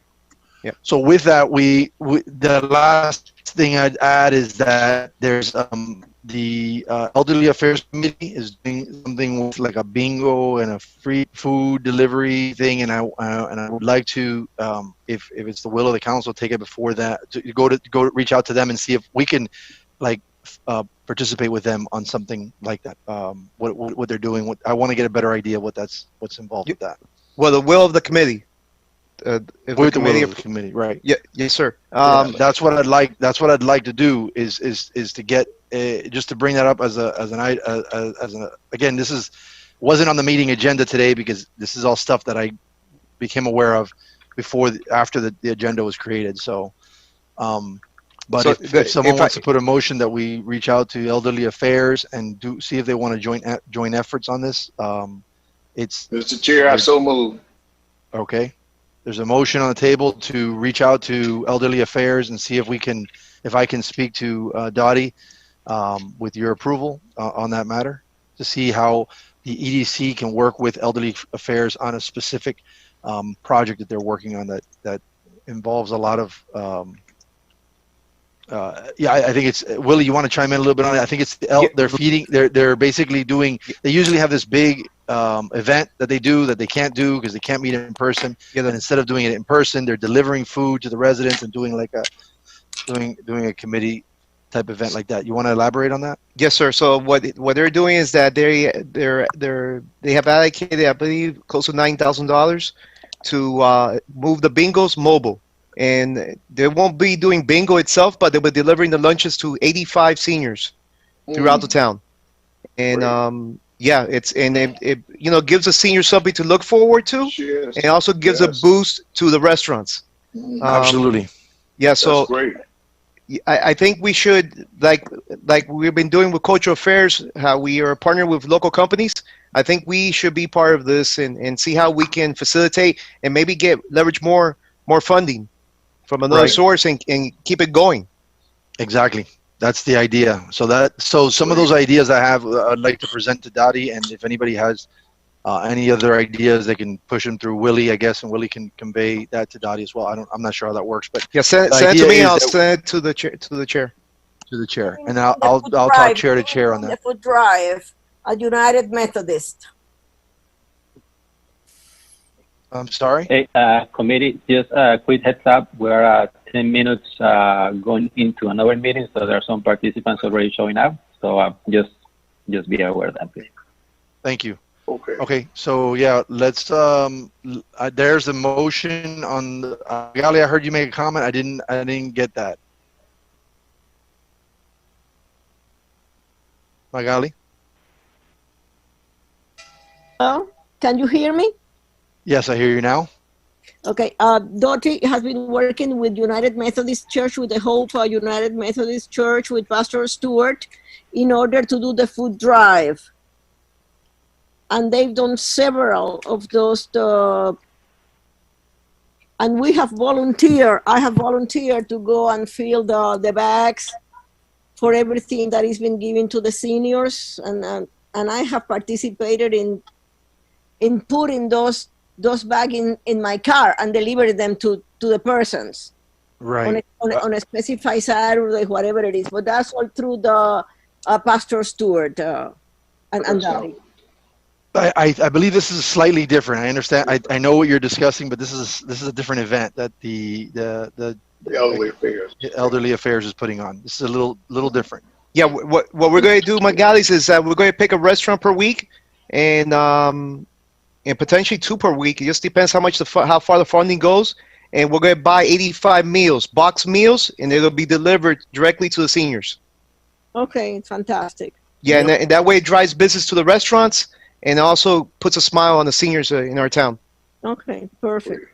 So there's a motion and a second on the floor to get. Do I have a second? That's what I was going to say. I don't have a second. No. Or do I? George Alvarez seconds it. So motion by Neil, second by George Alvarez, and any other discussion on the item? It's to approve for me to reach out to Dottie to see how the Economic Development Committee can participate and support the Elderly Affairs Committee to see how we can, stretch these dollars that are taxpayer dollars and get them into business owners here in Miami Lakes as we support the Elderly Affairs Committee. That's the first and second. Any other discussion? Okay, we're moving to vote. All in favor? Aye. Aye. Any opposed? Okay, seeing none, the motion passes. All right, so that brings us to the end of this meeting, unless there's any other announcements. One other announcement, Mr. Chair. I just wanted to reiterate that the Cultural Affairs will have a prayer vigil with 10 religious leaders on July 30th. And you can stream it live and see it. And lastly, I noticed in the article in the newspaper today, as cases climb, doctors from New York come to help. And it appears that the town of Miami Lakes Youth Center is a testing site now. And it's in the newspaper on the the front page. So I just thought Miami Lakes is doing some interesting thing. It's just good to know that we're very involved in so much stuff that's happening to help alleviate this crisis that we have called the coronavirus. So thank you. Yeah, thank you. Any other announcements? Okay, before we close, I wanted to say, Neil, thank you for being the chair of that the mayor's forum. Without your expertise in knowing the county and how that works and all that was very helpful. You did it.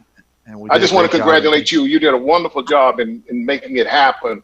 And we had so many people who I understand that saw it within a few minutes after it was over, 4,000 to 5,000 people. So that was really good. And the candidates did a great job of sharing why they want to be the next mayor of the town, next mayor of the county. So it was really good. And again, thank you. And I think the Economic Development Committee look really good. And so that's what it's all about. And we're delivering a lot of great services. Thank you, Mr. Chair. Chairman, Mr. Chairman is up to Oh, 8,000 views at this moment. Yes. And Vincente, thank you so much for making Ana Mendez University available. It was just wonderful. Everything worked out so well. Thank you. Yeah. Yeah, like I said, 8,000 views. It's a lot. Wow, 8,000. Yeah. Okay, guys, well, that's awesome. I need a motion to adjourn. So moved. Okay, a motion on the floor to adjourn the meeting. Neil Robinson. Thank you. Second. A second, Magali Rubio. All in favor? Aye. Any opposed? I'm here, Liz. It is Yes, 4:27. I got you. 4:27 p.m. Liz. All right, ladies. Yes. Thank you all. guys. Have a great afternoon. Thank you, guys. Bye. Be safe. Thank you. Be well. Bye. You all be safe, okay? Thank you.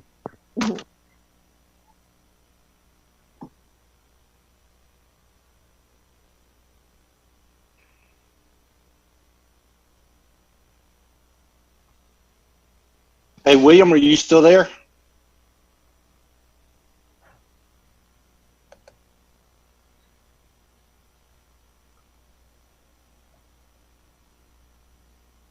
Hey, good afternoon, everyone. Mike, Leo, Gary. Yeah, I can hear you. Hey, this is Bill Watts. Can you hear me? Hey, Bill, how's it going? I'm here. Laura, pleasure having you. Thank you. Well, glad to be here.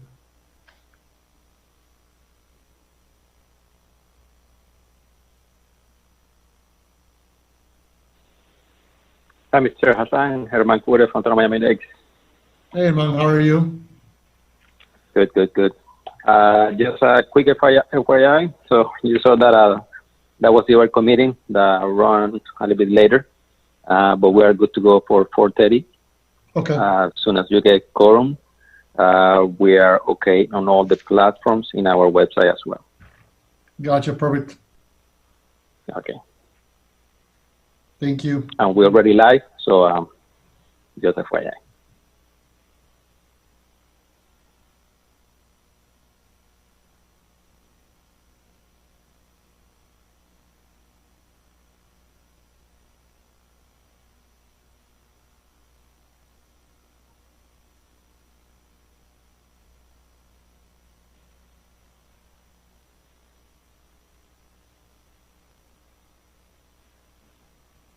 Hello, I have a phone number ending in 7878.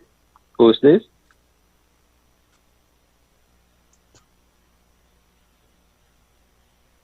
Okay.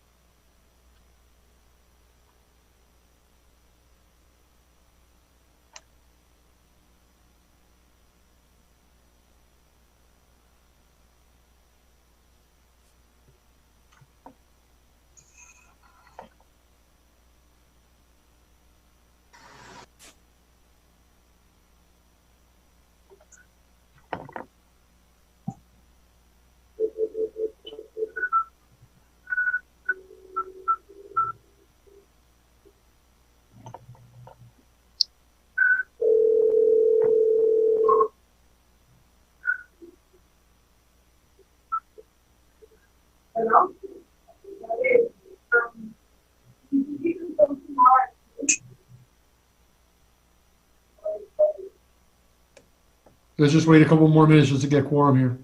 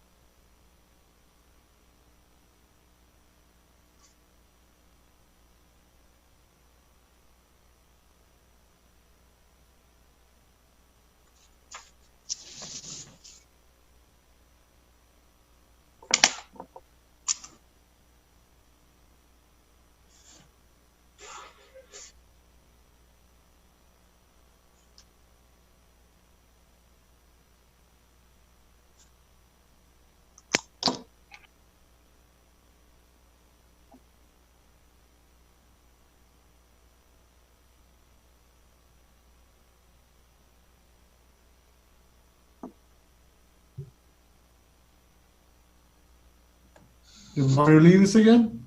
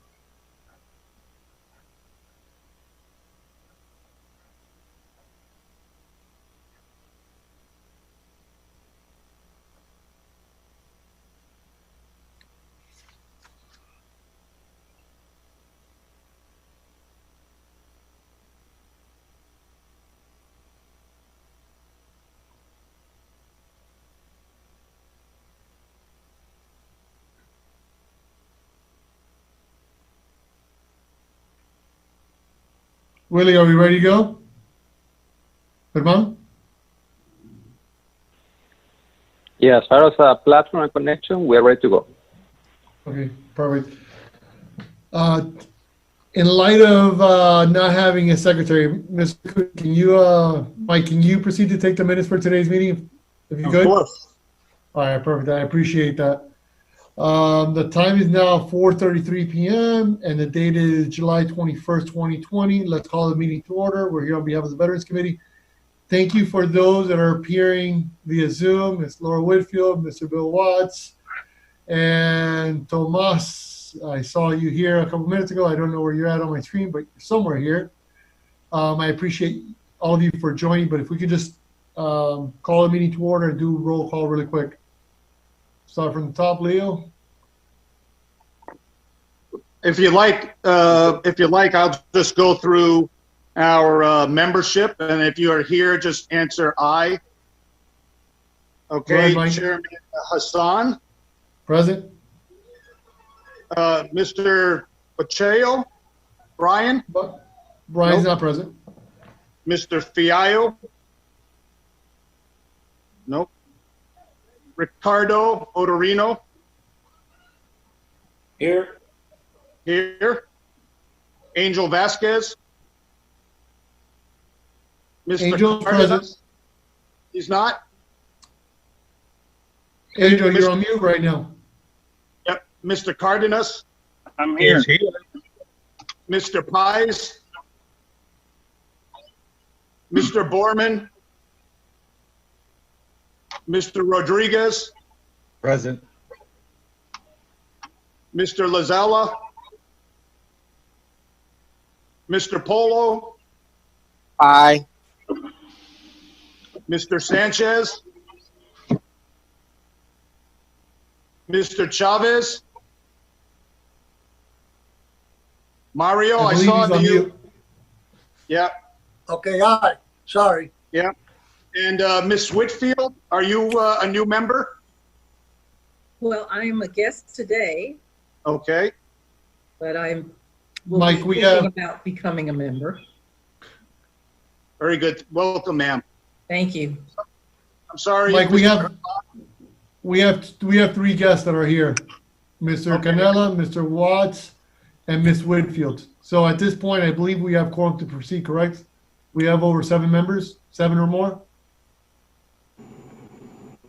We have 7, unless I Okay. missed one.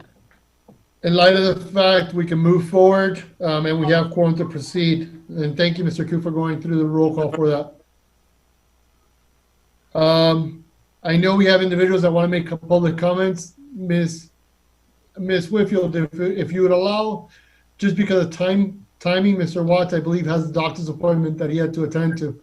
So if you can just allow him to give a couple of remarks from the organization of Fishing with America's Finest.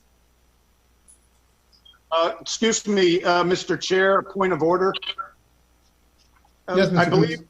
I believe we have a total of 14 members now. That's what I have on our roster. And That's correct. by roll call, we had 7 people present. That's 50% or more.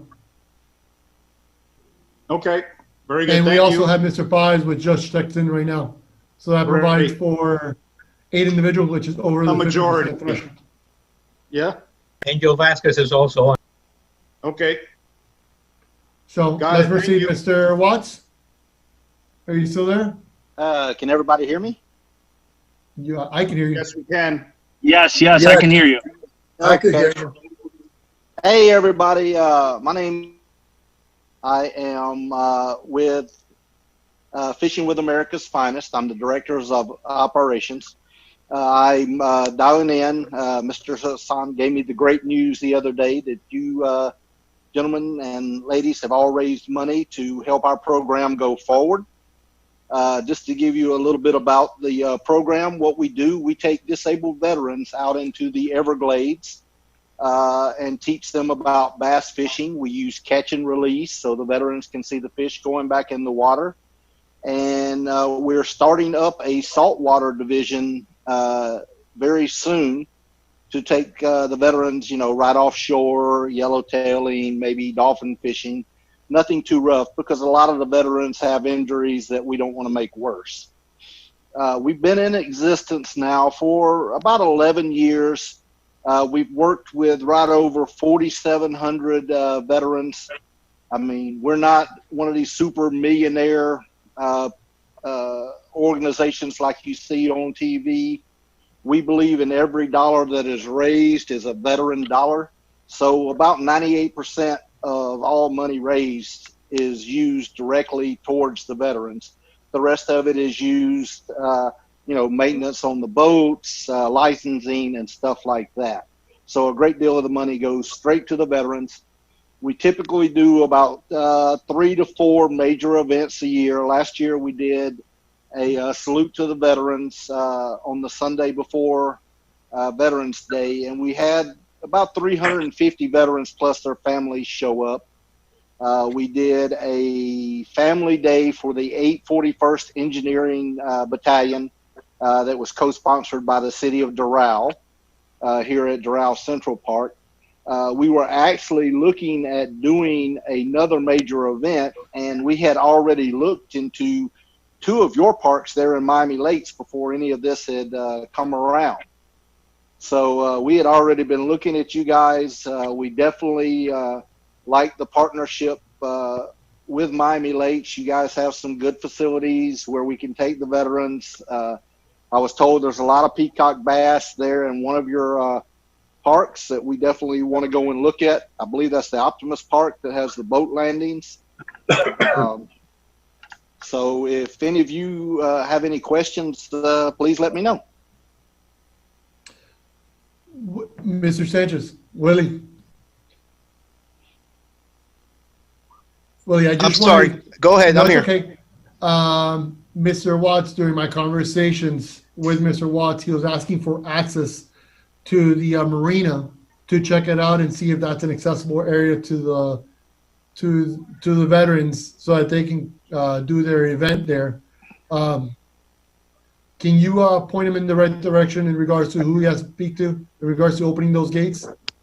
I did, and Bill, since I have you on the phone now, congratulations again on behalf of the whole committee and for the town. Thank you very much. Thank you for what you're doing. I know Mr. Paz did some research on your organization. You guys are doing some amazing things, and we appreciate that. We're here. We're committed to our veterans, as you will see as you keep working with us. But I just connected, Chairman. I connected Bill with Claire So and Daniel, who's the Parks Director, so we can hash those details out to potentially use the marina. Perfect. Okay, that will definitely be great. One thing I didn't mention to you guys, it's not always about fishing. I actually received with one of your members there a Congressional Veterans Accommodation and Mr. Angel Lewis for work that we do within the community. I'm also affiliated with the Department of Veterans Affairs and the Department of Defense as a volunteer where I go and evaluate research projects for mostly Gulf War and after veterans from 90, 91 forward to help those people out with injuries, illnesses, and stuff like that. Our biggest thing is reducing the number. It's down to 20. We want to get that 20 veterans a day suicide rate down big time. So we're working hard as we can on that. We have about 80 plus volunteers, strong volunteers that are either professional fishermen, professional guides, or tournament fishermen here in South Florida. So I want to thank you guys again so much. Hopefully I can reach back out, and I know you guys want to do some type of award ceremony. If you'll just let me know when that is, that would be great. And if anybody needs anything, my email is bill@fwaf.net. That stands for fishingwithamericasfinest.net. So fwaf.net. You can see pictures on our website at the same address, www.fwaf.net. And we're working on YouTube to have our own YouTube channel, which is FWAF Space TV. So I really need to run and get my daughter. So do you need me for anything else, sir? Bill, I don't need you. I don't know if anybody else had any comments, but I want to appreciate you for everything that you do, and I look forward to working with you in the near future. Okay, thank you very much. Just real quick, Angel, look at the email I sent you and let me know. Okay, thank you, Bill. All right, thanks. Thanks, everyone. Thank you, Bill. Thank you. Thank you. All right. Bye. We have another guest, Miss Laura Whitfield and Tomas Canela from the Mission United Way of Miami-Dade. And I can tell you that some time ago, I brought to this organization, brought to our committee the attention of the necessity for potentially service animals to veterans. And interestingly enough, after we took our vote, sometime thereafter, Mr. Cheever, which is also on our line as well, brought to my attention the potential necessity for a service dog to a veteran. Mr. Cheever connected me with Miss Whitfield, and she's also a Miami Laker. She's a resident here in our town. And she wanted to come to our committee today, and I'll give her the open floor so she can speak as far as what she does and as far as the necessity of the potential two veterans at this point that need service dogs. Thank you so much, Naive, and I appreciate the opportunity to meet all of you, and hopefully I will be able to join the committee in the future. I'm a new resident here, so just kind of still getting settled in. But I'm the director of the Mission United program with United Way of Miami-Dade, and Tomas is my team member. He's the veteran of our, our manager of our veteran services. And what we do is we have a collaborative of veteran service organizations that help us to connect veterans to available resources in the community in Miami-Dade. Our key areas that we focus on are financial stability, legal services. We provide free legal services to veterans. We help veterans with employment readiness and benefits navigation. Those are our key areas. But we just get questions and requests for assistance in many different areas. And so I reached out to Dr. Cheeseborough about a week ago. We had been working with a female veteran, and she is in need of a service animal. And actually, it's now two female veterans who have reached out to us. They both have the authorization from the VA, to acquire a service animal, but as we know, the cost is very can be very expensive, and so we just wanted to reach out and find out if there are any resources, any projects or programs where we can connect these veterans and probably additional ones in acquiring a service dog, and also the training that is is required of a service animal. So that's why, we're here today. Tomas was working with the one veteran, and then we just got a call from the other one yesterday. So very interested in hearing about, what your initiative is and how we can partner on helping these veterans. Ms. Whitfield, I believe we had a conversation last week in regards to the need of the veteran. Have we tagged down to whether it's an emotional support dog or whether it's a special needs dog? It's special needs. Yeah. It's special needs. It is. And maybe if you can provide that information to Mr. Sanchez from the town, as far as the particular needs of that individual, because we can reach out to the individual that wanted to partner up with our committee here, with the Veterans Committee, and we have to define what the cost is of that service dog, to both veterans. I think we're all in agreement as regards to, as a committee, that we would try to make ourselves available to try to do whatever we can to assist any veteran in need. Mr. Cardenas was primarily involved in changing what our mission was here with the Town of Miami Lakes Veterans Committee. And pretty much we changed it around from servicing only our veterans here locally in town to assisting all veterans. And that's why we make collaborative efforts with Miami-Dade, with Ken Cheeseborough, as well as with your organization, in trying to meet up as much as possible once a month, if I'm not mistaken. Correct? Through the Miami-Dade. Yes. Yeah. So we need that information in order to see what the exact cost of raising the funds are. I don't know if anybody has any questions for Ms. Whitfield and her organization, or Mr. Canela. I believe he's still on. Yes, I'm still here. Tomas, do you have any other details for the one veteran that I know you have had several conversations with?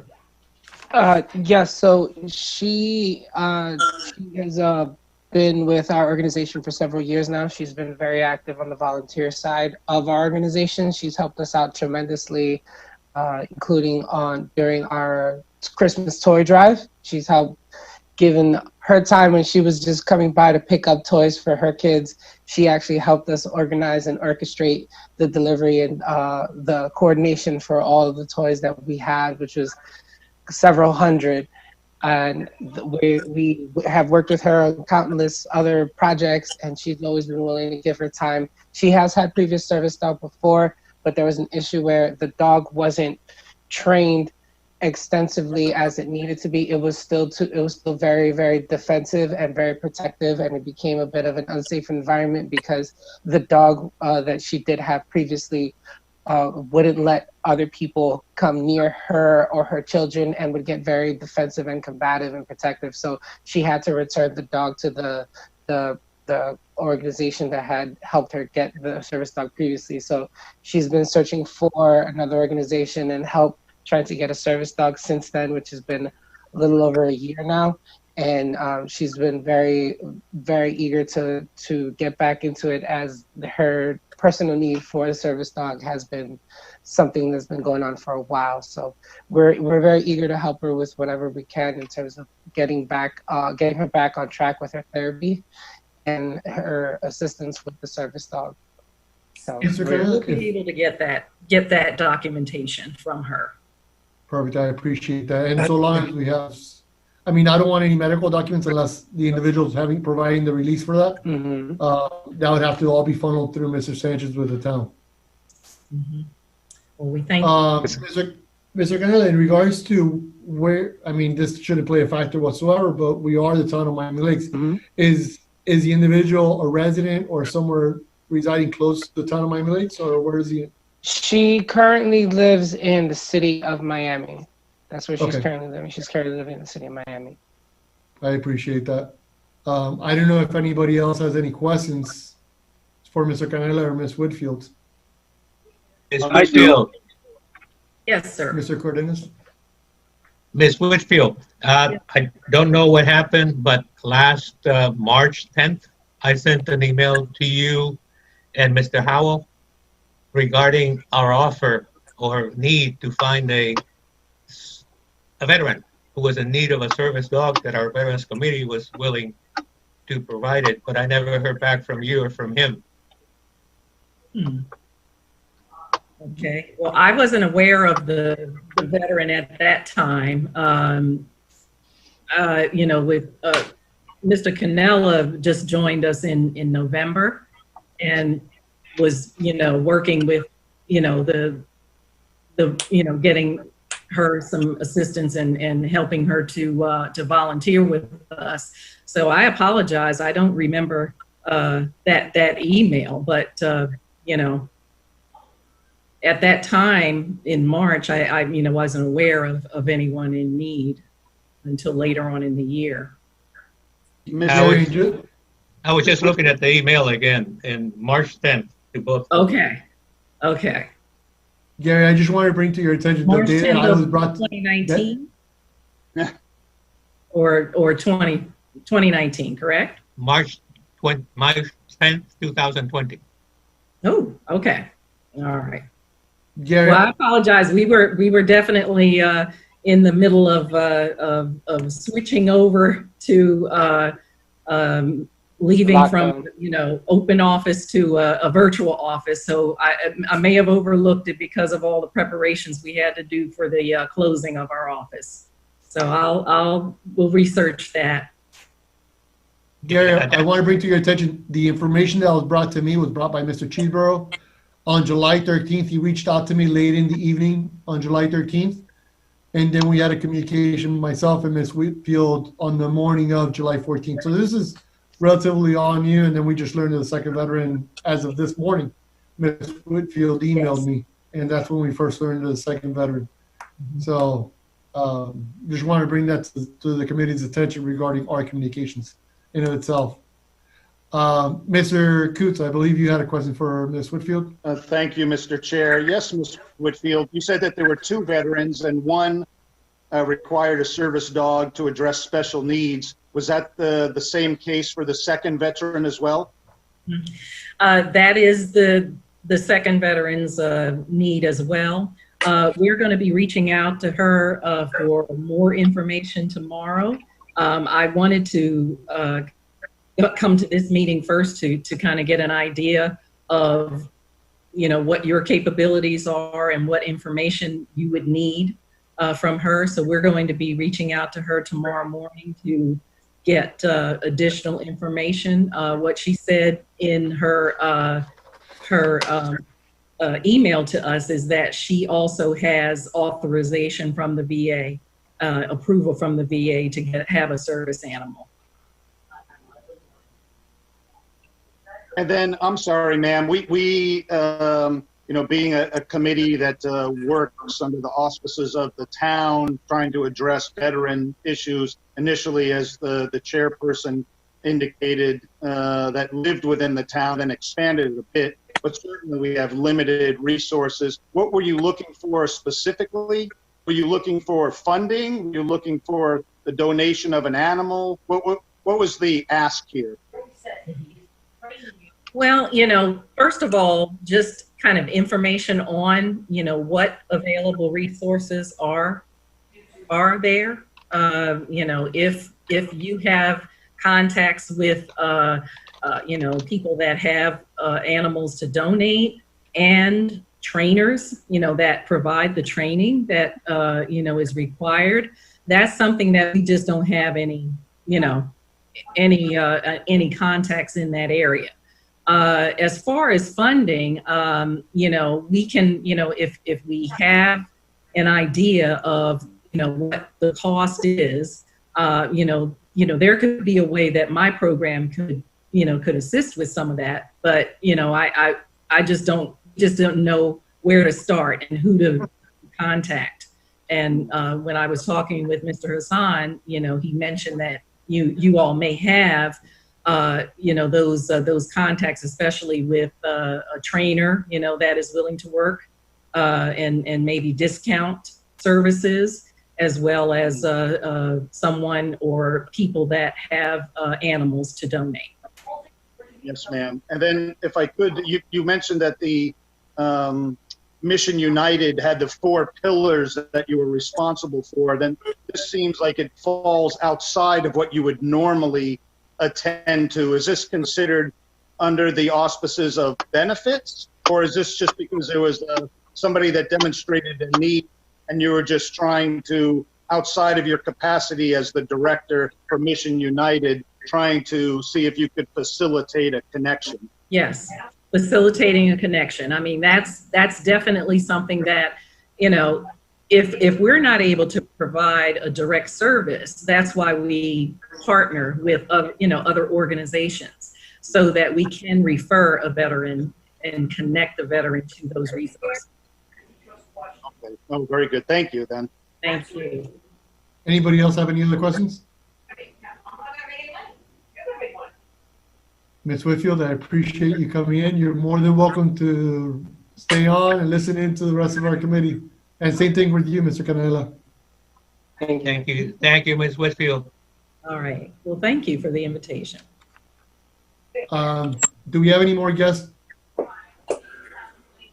Ken, I know you're on here. Ms. Moreno.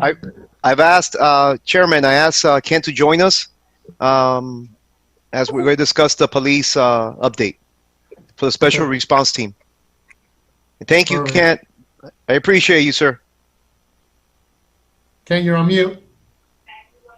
Thank you for the invite. And as you know, one of the things that I try to facilitate through Miami-Dade County's Veteran Services Coalition is the connection of services that are available in the community to resources that may be out there, or connections to other people's connections, to make sure that our veterans get everything that they need. And also in doing that, so we've talked about Mission United that you just talked about with the service dog. That was part of that role that I fulfill. The other thing that I come across is different states and different municipalities that are doing different things. And in Delaware, they have a crisis response team within the police department, but it's specifically geared for veterans. So it's a veterans crisis response team that their officers are specially trained, and most of them are veterans. Actually, I believe they all are veterans of the military services. So when they come into a crisis situation where they know that the individual that is in crisis is a military veteran, they're able to connect one of their officers that is a veteran who is trained in crisis dealings, can actually work with them. And they've had a lot of success. It doesn't exist here in Florida. So one of the things I was talking to Mr. Sanchez about is, can we bring it down here? And I was thinking that Miami Lakes would be a good place to pilot it. And that could be the whole pilot, if we're successful in doing it, can be the model for the state. Giving you guys a feather in your cap is bringing it down and making it work here. And the chairman, you want to give up that update that you received today? So pretty much, I don't know if all of you received the email, but I wanted Willie to pretty much send the email out. I've been in contact with the Delaware location, Dr. Joshua Thomas, if I'm not mistaken. And he has reached out and informed us that he's more than willing to work with our town here in getting it done. I've also reached out to our local representatives here at the town of Miami Lakes, the council members and the mayor and the vice mayor. A few of them have responded back positively, and none of them responded back negatively. Just I received positive remarks from all of them across the board, willing to support us in this initiative. I did have, give me just 1 second, guys. Sorry, guys, in my office still, my secretary was leaving. So pretty much during my conversation with Dr. Thomas, I wanted this to be a collaborative effort. We're speaking with Mr. Peterman, as well as local representatives, possibly Major Ruiz, in regards to bringing this locally in our town. Dr. Thomas has specifically stated that he wants to set up a Zoom invite with our local representatives to give us more information in regards to the direction of the program, how the program runs, and how we can implement this within the within Miami-Dade County, or potentially even here locally within Miami-Dade. One thing in particular regarding this program, which is works in congruent with the National Alliance on Mental Health, we do have a component of the program here in Miami-Dade. Okay, so we work, the Miami-Dade has a mental health aspect here in Miami-Dade, but we do not have the VRT, which is the Veterans Response Team here in Miami-Dade. Delaware is the first one to start it, and they are one of the only ones nationwide which run this program.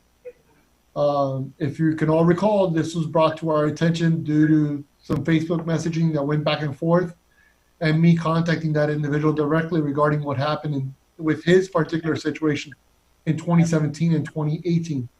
So in light of that, I brought it to our elected officials, and I've reached out to various other individuals which are all trying and looking forward to implementing this potentially within our police department due to our vote last week. So it's something that we voted on, not last week, but last month, and we voted on this initiative. So I know it's in the order of business as far as 7A, but it's a good entry point in regards to that discussion. I don't know if anybody has any questions from Mr. Cheeseborough or anywhere else. I'm just trying to bring you up to light regarding what's been going on. Anybody for Mr. Cheeseborough? Hey, Ken, I just want to say, Ken, thank you again, sir. I know you're always looking out for our town and our efforts here, and I know we all feel the same about you, so we appreciate you, sir. Oh, thank you, Willie, for that. And it's like I said, anything I can do that ultimately is helping veterans, that's what I'm about. And I just, for whatever reason, I really mix with your crew here in Miami Lake the best out of all the different municipalities. So I actually enjoy coming out and working with you guys and getting these things going. I see the thumbs up. Yeah, man. We enjoy you too, sir. So don't leave us, okay? Not a problem. Yeah, you can't leave us. He can't leave. Okay, he can't leave. We'll find him. I'll provide you as far as, our conversation with Major Ruiz and our conversation with the local elected officials. So if we do have that conversation, I'd like for you to be joining us on that conversation with us. Yeah, I'd gladly be at anything that I'm available to join you with. Definitely, because this is just something I would love to see come down here, and I would love us to be able to roll it out successfully. Like I said, let Miami Lakes be the model for the state of Florida. You know, Absolutely. It's good. Thanks, Kat. Thanks you for bringing it up to date to us. Not a problem. All right, guys, let's go to agenda item number 4, order of business. We skipped around a little bit, but order of business deferrals, additions, deletions. Anybody want to add anything or delete anything? Mr. Chair, I move that we add an item to the new business. What is that? And that would be the addition of either a prayer or a moment of silence at the beginning of our meeting, and the Pledge of Allegiance as well.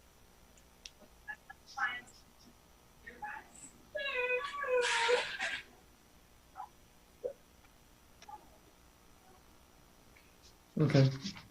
Do I hear a second on that? I'll second. Second by Angel. Any opposed to that being added onto the calendar? Hearing none, the matter is added on to the agenda item as 8C. Anything else? Hearing none, we move forward to adoption of minutes. Willie, we haven't gotten the minutes for June, correct? No, sir. No. The June and audio recording that you requested today, I'll get it to you, Hassan. Okay. As well. And if I may, Hassan, I just want to introduce Miss Emily Moreno. She's joined the town as the intern for the mayor's office. Okay. Emily, if you're there, you want to do a quick introduction? Yes. Hi, how are you? My name is Emily Moreno, and I'll be liaison. I don't know if that's what you would say for the mayor's office. So if you guys need anything from me, I'm here, and I'm reporting everything and writing everything that you guys are saying.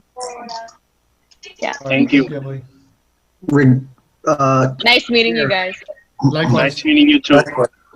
Regarding the minutes, I have the June ones. I can send them to Willie, but there was an issue that raised about the May 22nd minutes. I wasn't at that meeting, so I didn't take those minutes. I don't know if that's been resolved or not, but I did see those emails last week while I was on vacation.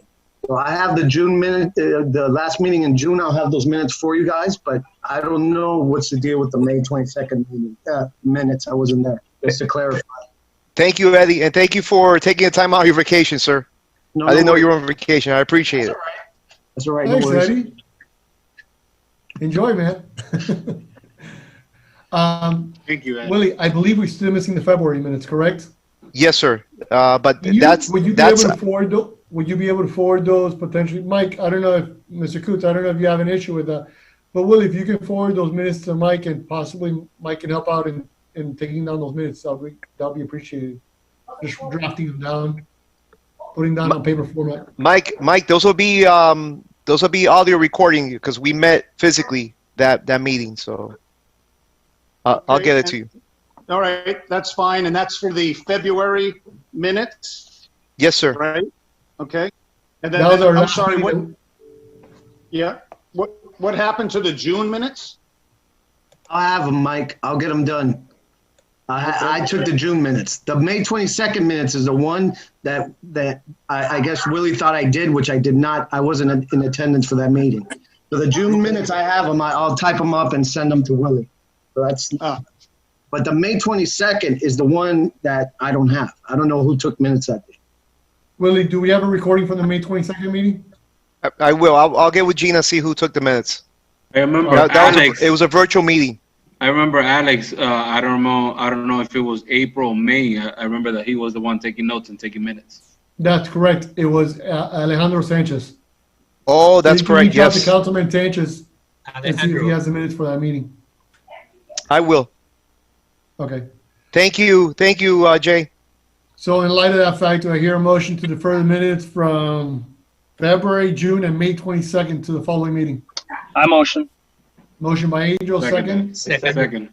Second by Gary. Any opposed?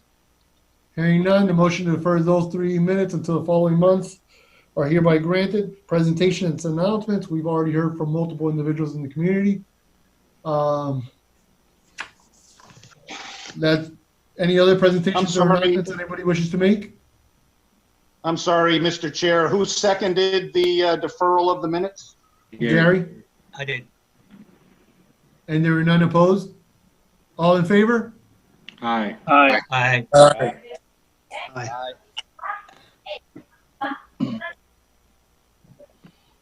So moving on to old business. We're on special response team within Miami-Dade Police Department, Town of Miami Lakes, for a veteran with special needs. We've already addressed this fact. I don't know if anybody else has any other discussions regarding this matter. Hearing none, moving on to 7B. Willie, where are we with the Veterans Day Parade announcements and regarding the potential Grand Marshal announcement? We are going to push it out very soon, Chairman. I spoke with Clarissa and Brandon. We're going to be sending out the nominations. Again, a physical event right now, it's, we can't commit to anything physical right now, unfortunately. But as a committee requested, we can request, we can start receiving nominations. There's no problem with doing that, to at least have the Grand Marshal in place. I don't know if anybody has questions for Willie in regards to that. So, because of the social distances and everything is on hold in regards to the Veterans Day Parade? Correct, Jay. Yes, sir. If by any chance I can make a suggestion in regards to that, I know that the main concern is the social distancing.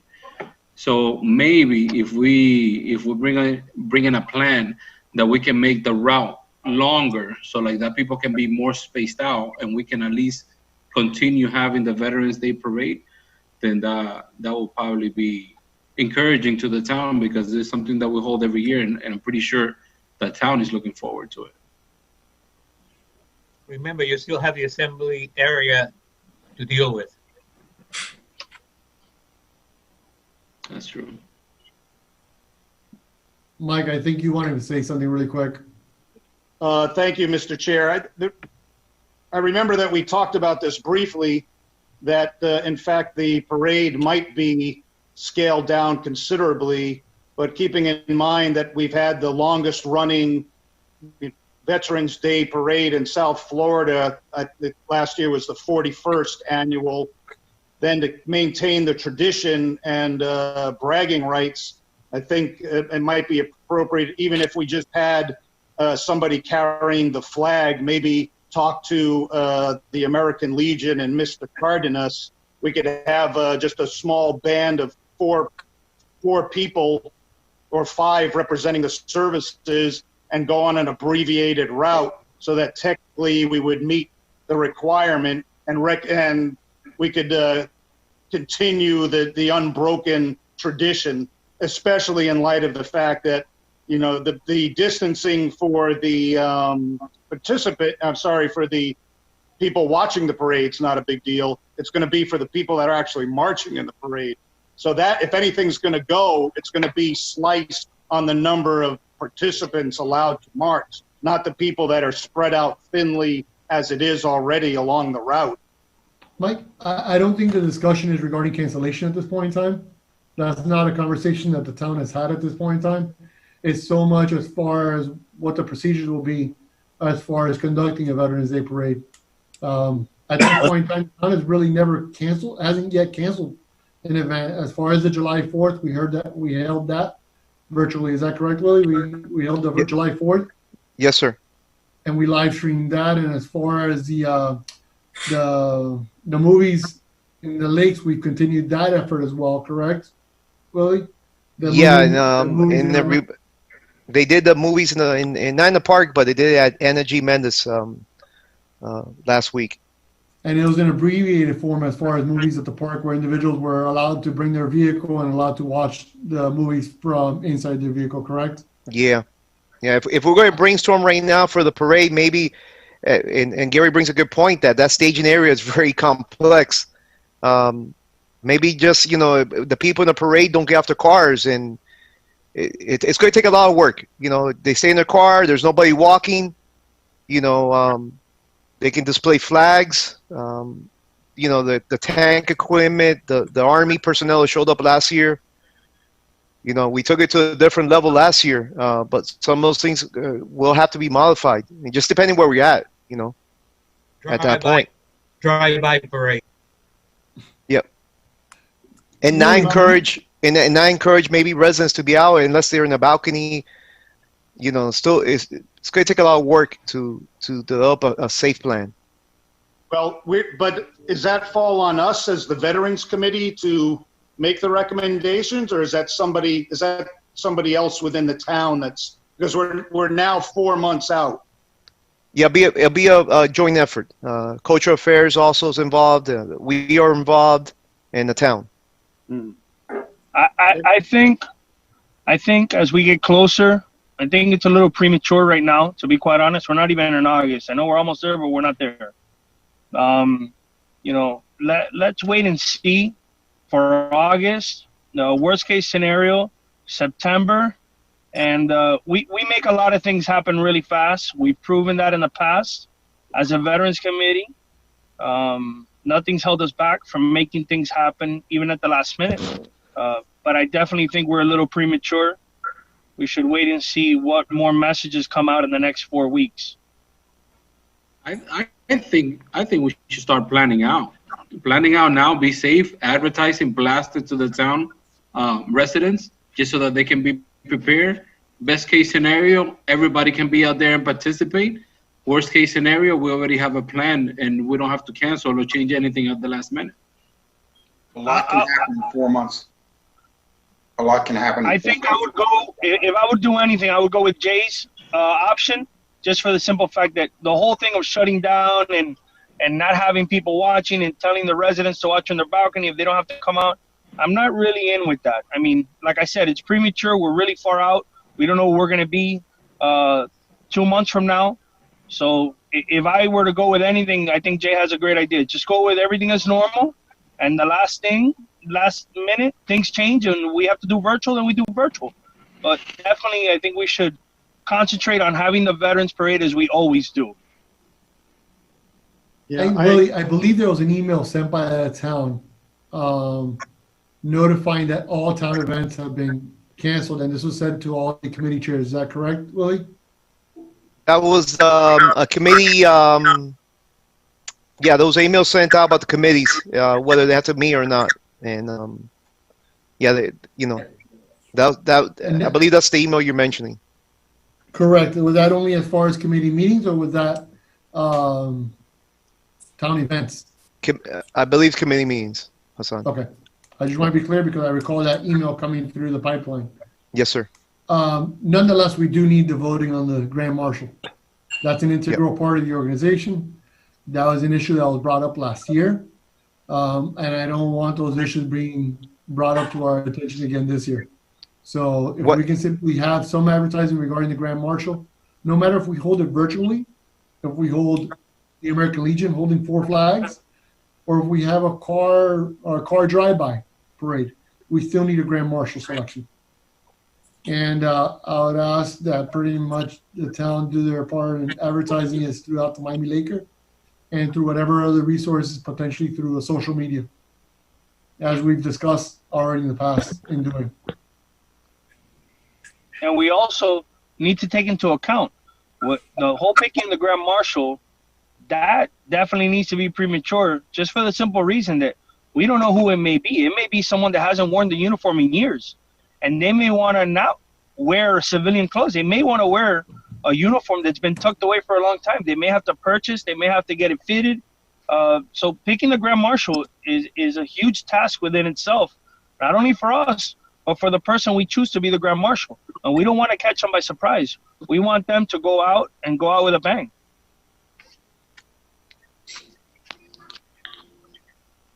I appreciate that, Angel. Anybody else want to make any comments in regards to that? Okay. Moving along to Willie, if we can just push that through the Grand Marshal selection. Yes, sir. Yes, sir. And Brandon to send out a. Yeah, once we have the media campaign going, I'll forward to all the committee members so you guys can share on your networks too, on your platforms. I appreciate it. Yes, sir. I appreciate that, Willie. Sooner than later. Let's not wait. Let's not meet again in August and have this come up. No, this will be done. This will be done before, hopefully by the end of the week, sir. Okay, perfect. I appreciate that. Old business item 8C, so Jingle Bell Jog 5K. Just want to bring to everybody's attention, we have not selected a date for the Jingle Bell Jog 5K. And we have not had the meeting with Andrea regarding the availability of Main Street and the selection of the day. But however, both myself and Mr. Sanchez had conversations regarding potentially, and this is what other organizations are doing, is holding a virtual 5K. We're potentially sitting down and going to be meeting with the race director, to which we're compromised for the last 3 years, regarding the virtual 5K and what we can do in the next couple months in regards to hosting this 5K. Well, if you want to bring up the light regarding the virtual 5K. Yeah, my wife organization oversees various 5Ks. She works for a wellness health insurance company, and she had mentioned to me that one of the agencies that she works for, government agencies, they won virtually. And what they did, they had the track, they had the route planned out, and each individual runner will run at their own time. So there was no grouping. And they will record their time, and that will be submitted to the race director. So that could be an option if we have to use it. So we don't cancel the event. Each runner will run the course at their own time, their leisure. If they want to run it at 6 in the morning, whatever time they want to run it, they'll be able to do so. Obviously, it has to be somewhere safe. You know, there's not going to be streets closed. So that's another obstacle that we have to tackle.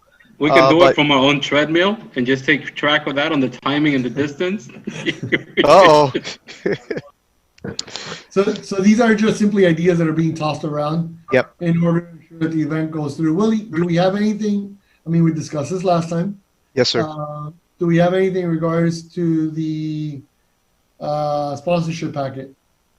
Yes, I'm sorry I haven't gotten that to you, but I can send out to more. That's not, we're gonna keep everything the same, and you guys can, yeah, the only thing changes is a day and time, which we can provide now, but yeah, that's done. That's not a problem. Okay, well, if you The can package send is it not a out to all problem. of us, if you can Yes, sir. send that out to all of us, Yeah. that way I'm gonna ask all of you to reach out to any resource that you may have and request those funds. Last year, the funding was a major issue regarding the donations. The year before that, we raised over $30,000 in funding on 2018, which was our inaugural year holding the 5K. Last year, we were able to raise $20,000. I know finances are going to be a major issue this year. So I think it needs to be a collaborative effort by all of us to reach out to all of our resources to try to see what funds we can raise. It can't fall on any single one's shoulders to raise these funds again this year, because funding may be a major issue. So Willie, I'm gonna implore you, not ask you, but implore upon you that you provide that packet as quick as possible so we can reach out to all these connections. Possibly send it to Mr. Watts that was here earlier. Send it to all of our resources to see if we can find as much resources as possible and try to find as much funding so it can go to another organization just like Mr. Watts' organization or possibly Mr. Watts' organization last year. But we need to help out as many veterans as possible, and we can only do it through those donation dollars. Yep. Can always Anybody else use, have any comments in regards to that? just think of the 5K, can also use the park, Royal Oaks, that's 3/4 of a mile in there. Well, if we're still holding, if we're still having the social distancing, 3.1 miles and a 1/4 mile distance is not going to help very much. But we can play around with it. There's many different routes. Brianna Vergara does a run that's right by Mary Collins Park, which is a measured route. Potentially we can, and that's in a business area back there in the corporate area of the town of Miami Lakes. Potentially we can relocate the run there. Split Second Timing has that area mapped out, and they have that route already designated. So potentially it's an option that we move the route area there. There's a lot of things that can play a factor into this, but we just have to play it by ear. But donation dollars are still going to be needed to hold this event, and it's going to take a piece of every single one of us to raise those dollars. Any questions in regards to that?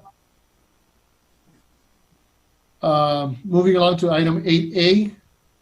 This was Angel's item last month, the Jakey's Army Park discussion. And I think Angel has an update for us regarding Jakey's Army Park. You want to update us on that, Angel?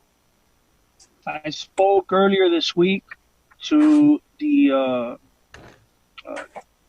Jakey's godfather, parents' best friend, Mr. Nelson Pena. And I reached out to him a couple weeks ago and told him what our idea was. And if he could talk to me, he says he spoke to the family, and the family feels that that the mayor's and the council's idea is good, and they're going to continue to go on with the mayor and the council's idea.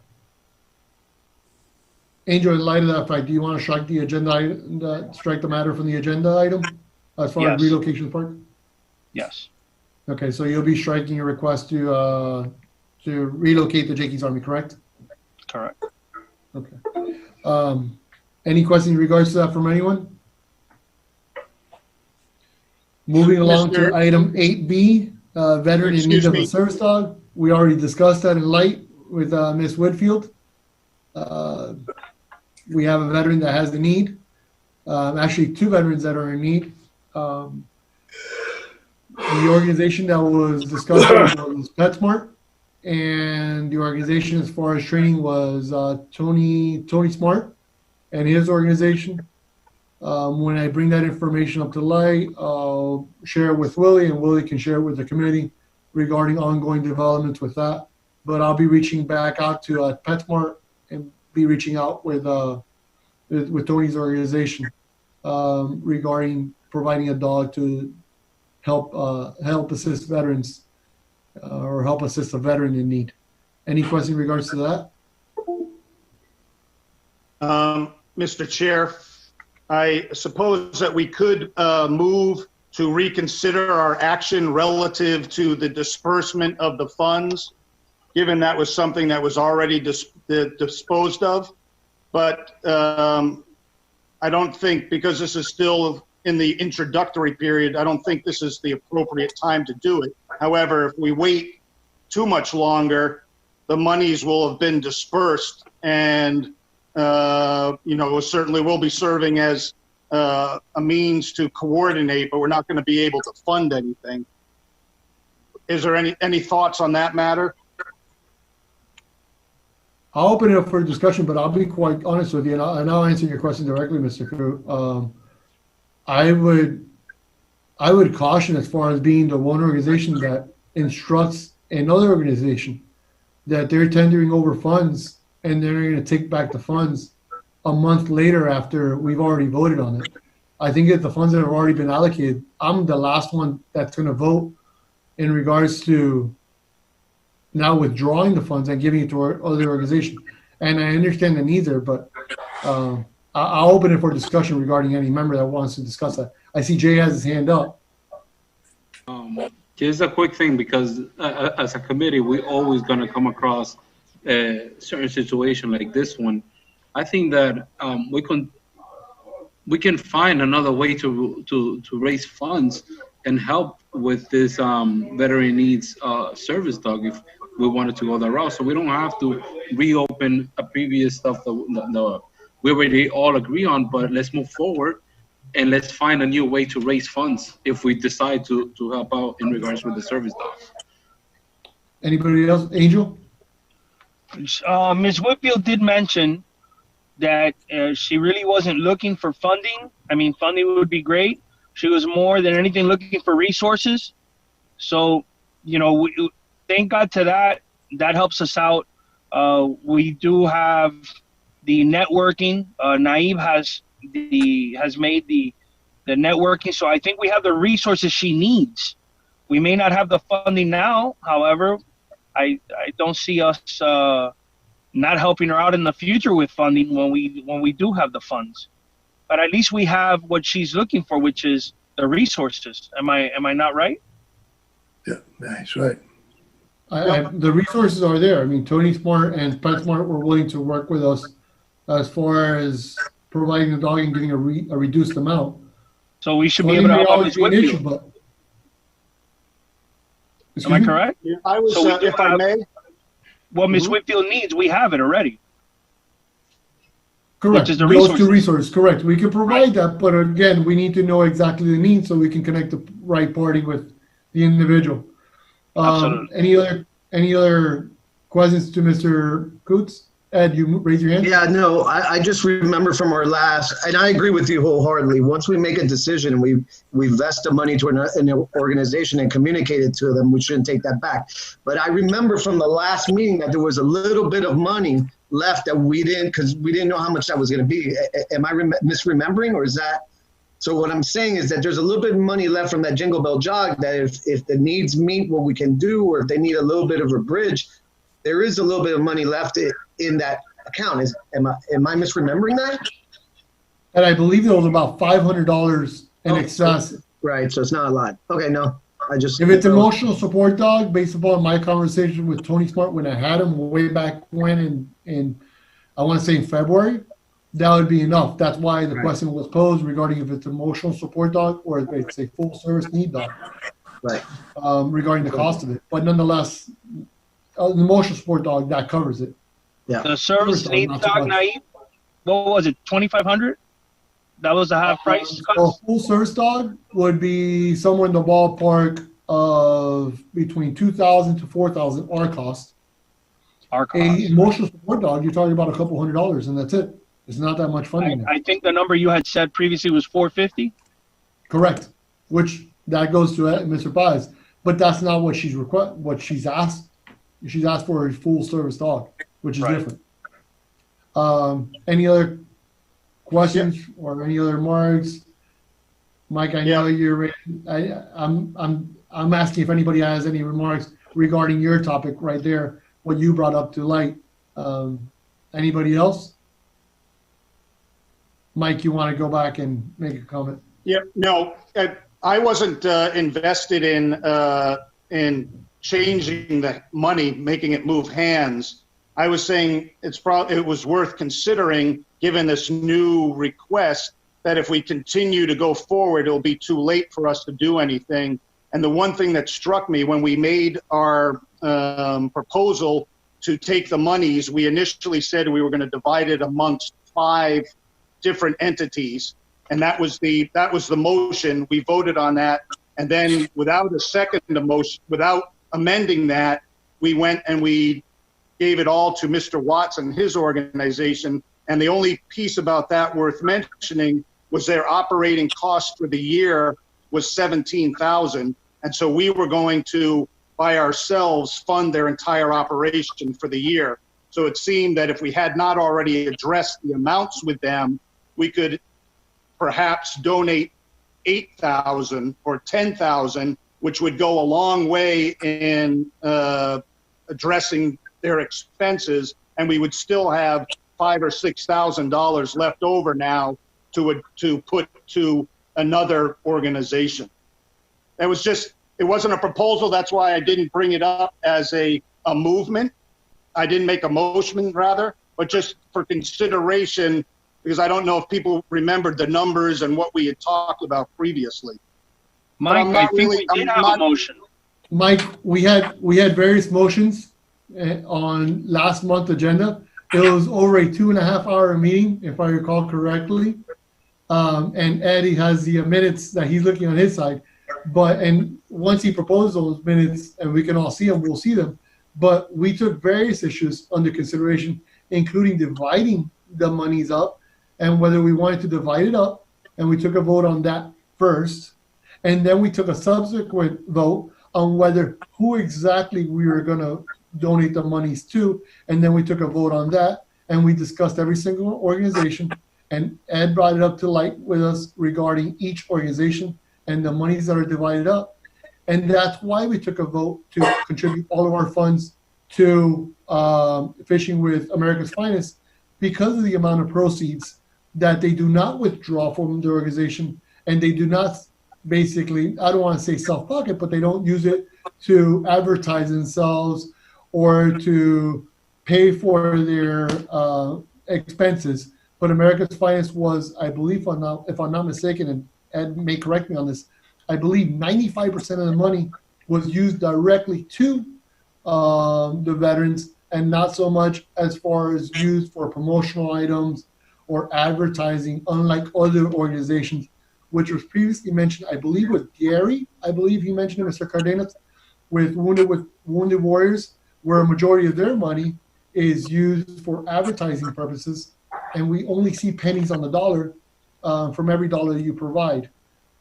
Ed, maybe you may want to clear that up as far as how the vote took place, because you have the minutes. Right. No, the vote, just to be clear, it's exactly what you said. We first voted to limit, instead of going to 5, we voted to limit to 1, and then we voted, and the vote that I'm talking about, the second vote, was $16,000 was being sent to Fishing with America. I made the motion and Jay seconded, and there was no objections at that time. So I thought this was done. Because at first we had talked about giving Fishing with America the $16,500, and I said let's have some money on the back end in case for the shirts or anything like that, because we were looking at going in the hole with the shirts. So I said, what's a worst case scenario? We give them $16,000 now, and worst case scenario is later whatever's left over after the polos, because we were waiting for Willie to give us exact numbers. Then we would go ahead and whatever was left over, we'd give the rest to Fishing with America.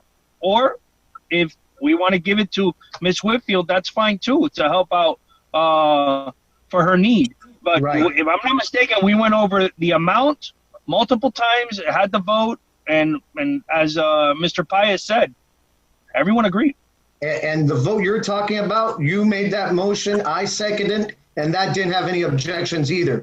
Instead of providing the full Hold on, Ed, hold on. Before you say you, can you instruct as far as who made the vote? Oh yeah, I'm Who sorry. made Angel moved to leave a reserve, and I seconded, and that had no objection either. And that's where we went from, instead of 16,551.83 to 16,000 to be the donation. Then we voted to donate the full 16,000, which I made the motion, Jay seconded, and that also had no objection. And guys, just to make correct, I believe some of the funds that were left behind were for acknowledgement for the sponsors that Larry had brought up, and I'm waiting to receive those quotes from the vendors for the plaques. Am I correct? Well, yeah, but that's a different thing.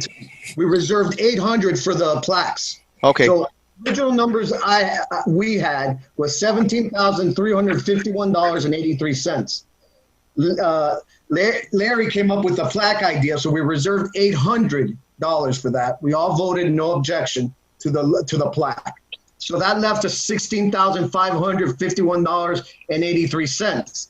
Angel then moved, and I seconded to leave a reserve for what I have here is for shirts, right? In case there's an overage and we decide to leave $551.83. Then after that, we then voted for the $16,000 to go directly to Fishing with America.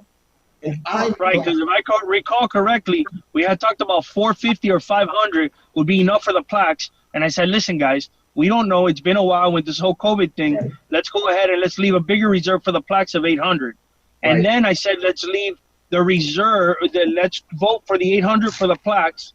And then whatever's left over, plus the 500 and change that was left over, we would have for the polos. That we were still waiting for Willie to give us an actual number on what the cost on the polos were. We were guesstimating they were going to be more than what we thought. Am I right? Yep. I'm looking at my notes for the vendor, and she hasn't responded, but I will verify that as well for tomorrow. Okay, guys? I don't know how these people are in business. It takes them so long to respond. Yep. They don't want to make money. Oh, Gary, point of order. Gary, get yourself on mute. Yeah. Quick clarification as far as the service dog. From my understanding, Ms. Whitfield was looking for a source. She wasn't asking for money, per se. If anyone has deep, if anyone has, any organization has deep pockets, Mission United does. They just needed to know where to find the animal, how to get it. Thank you, Gary. Mike, does that clear it up a little bit, or I mean, do you have that's fine. I was just I was just bringing it up now rather than wait until we went past it. I think we're great with the money, giving it to the Fishing with America's Finest, but I didn't want to, after the fact, find out that we could have sliced a little bit and taken care of the animal as well and gotten two for the price of one. But no, I mean that's fine. Thank you for the clarification. Okay. So I guess that covers that item 8B. Any other discussion in regards to that? And members, tomorrow I'll verify. I'll respond to those 3 emails: the shirt vendor and the plaques, because there was 2 plaque vendors supposed to get back to us on the pricing. So we may have some money. Willie, how many months have people been waiting for the shirt vendor? Hold on, how many months have we been waiting for the shirt vendor, Willie? The issue is not particularly the shirt vendor; it's the usage of the logo. We have the pricing. We got that clarified, and we got that cleared 2 months ago. Yes. Yeah, we're waiting for them to sign the agreement. The artist, the person who created the logo. That's why we haven't been able to pursue it. Is it through DocuSign? What is it? I mean, with the whole COVID thing, It's a legal matter between the town and the person who has the rights.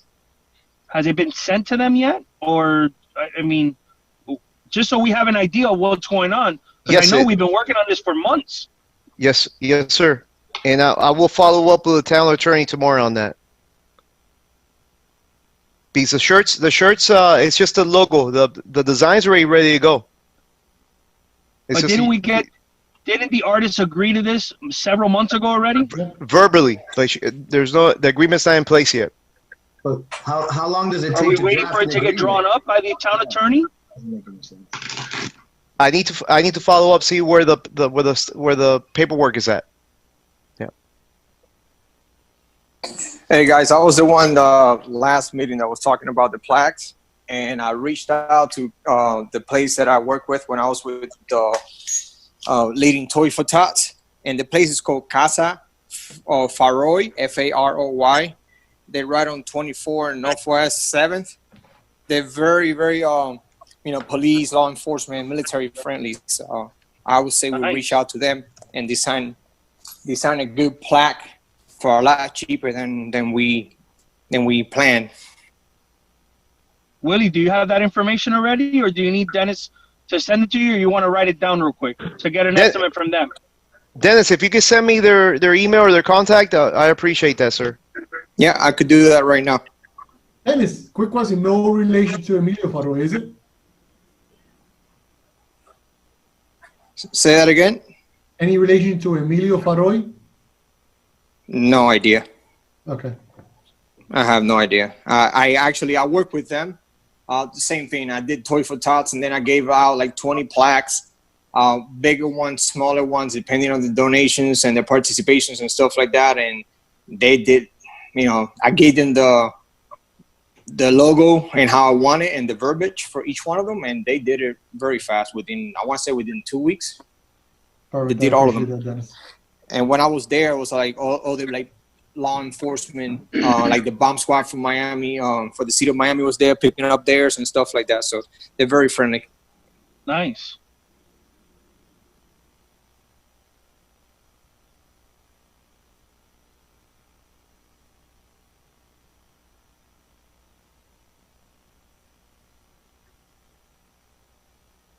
Okay. It looks like he froze.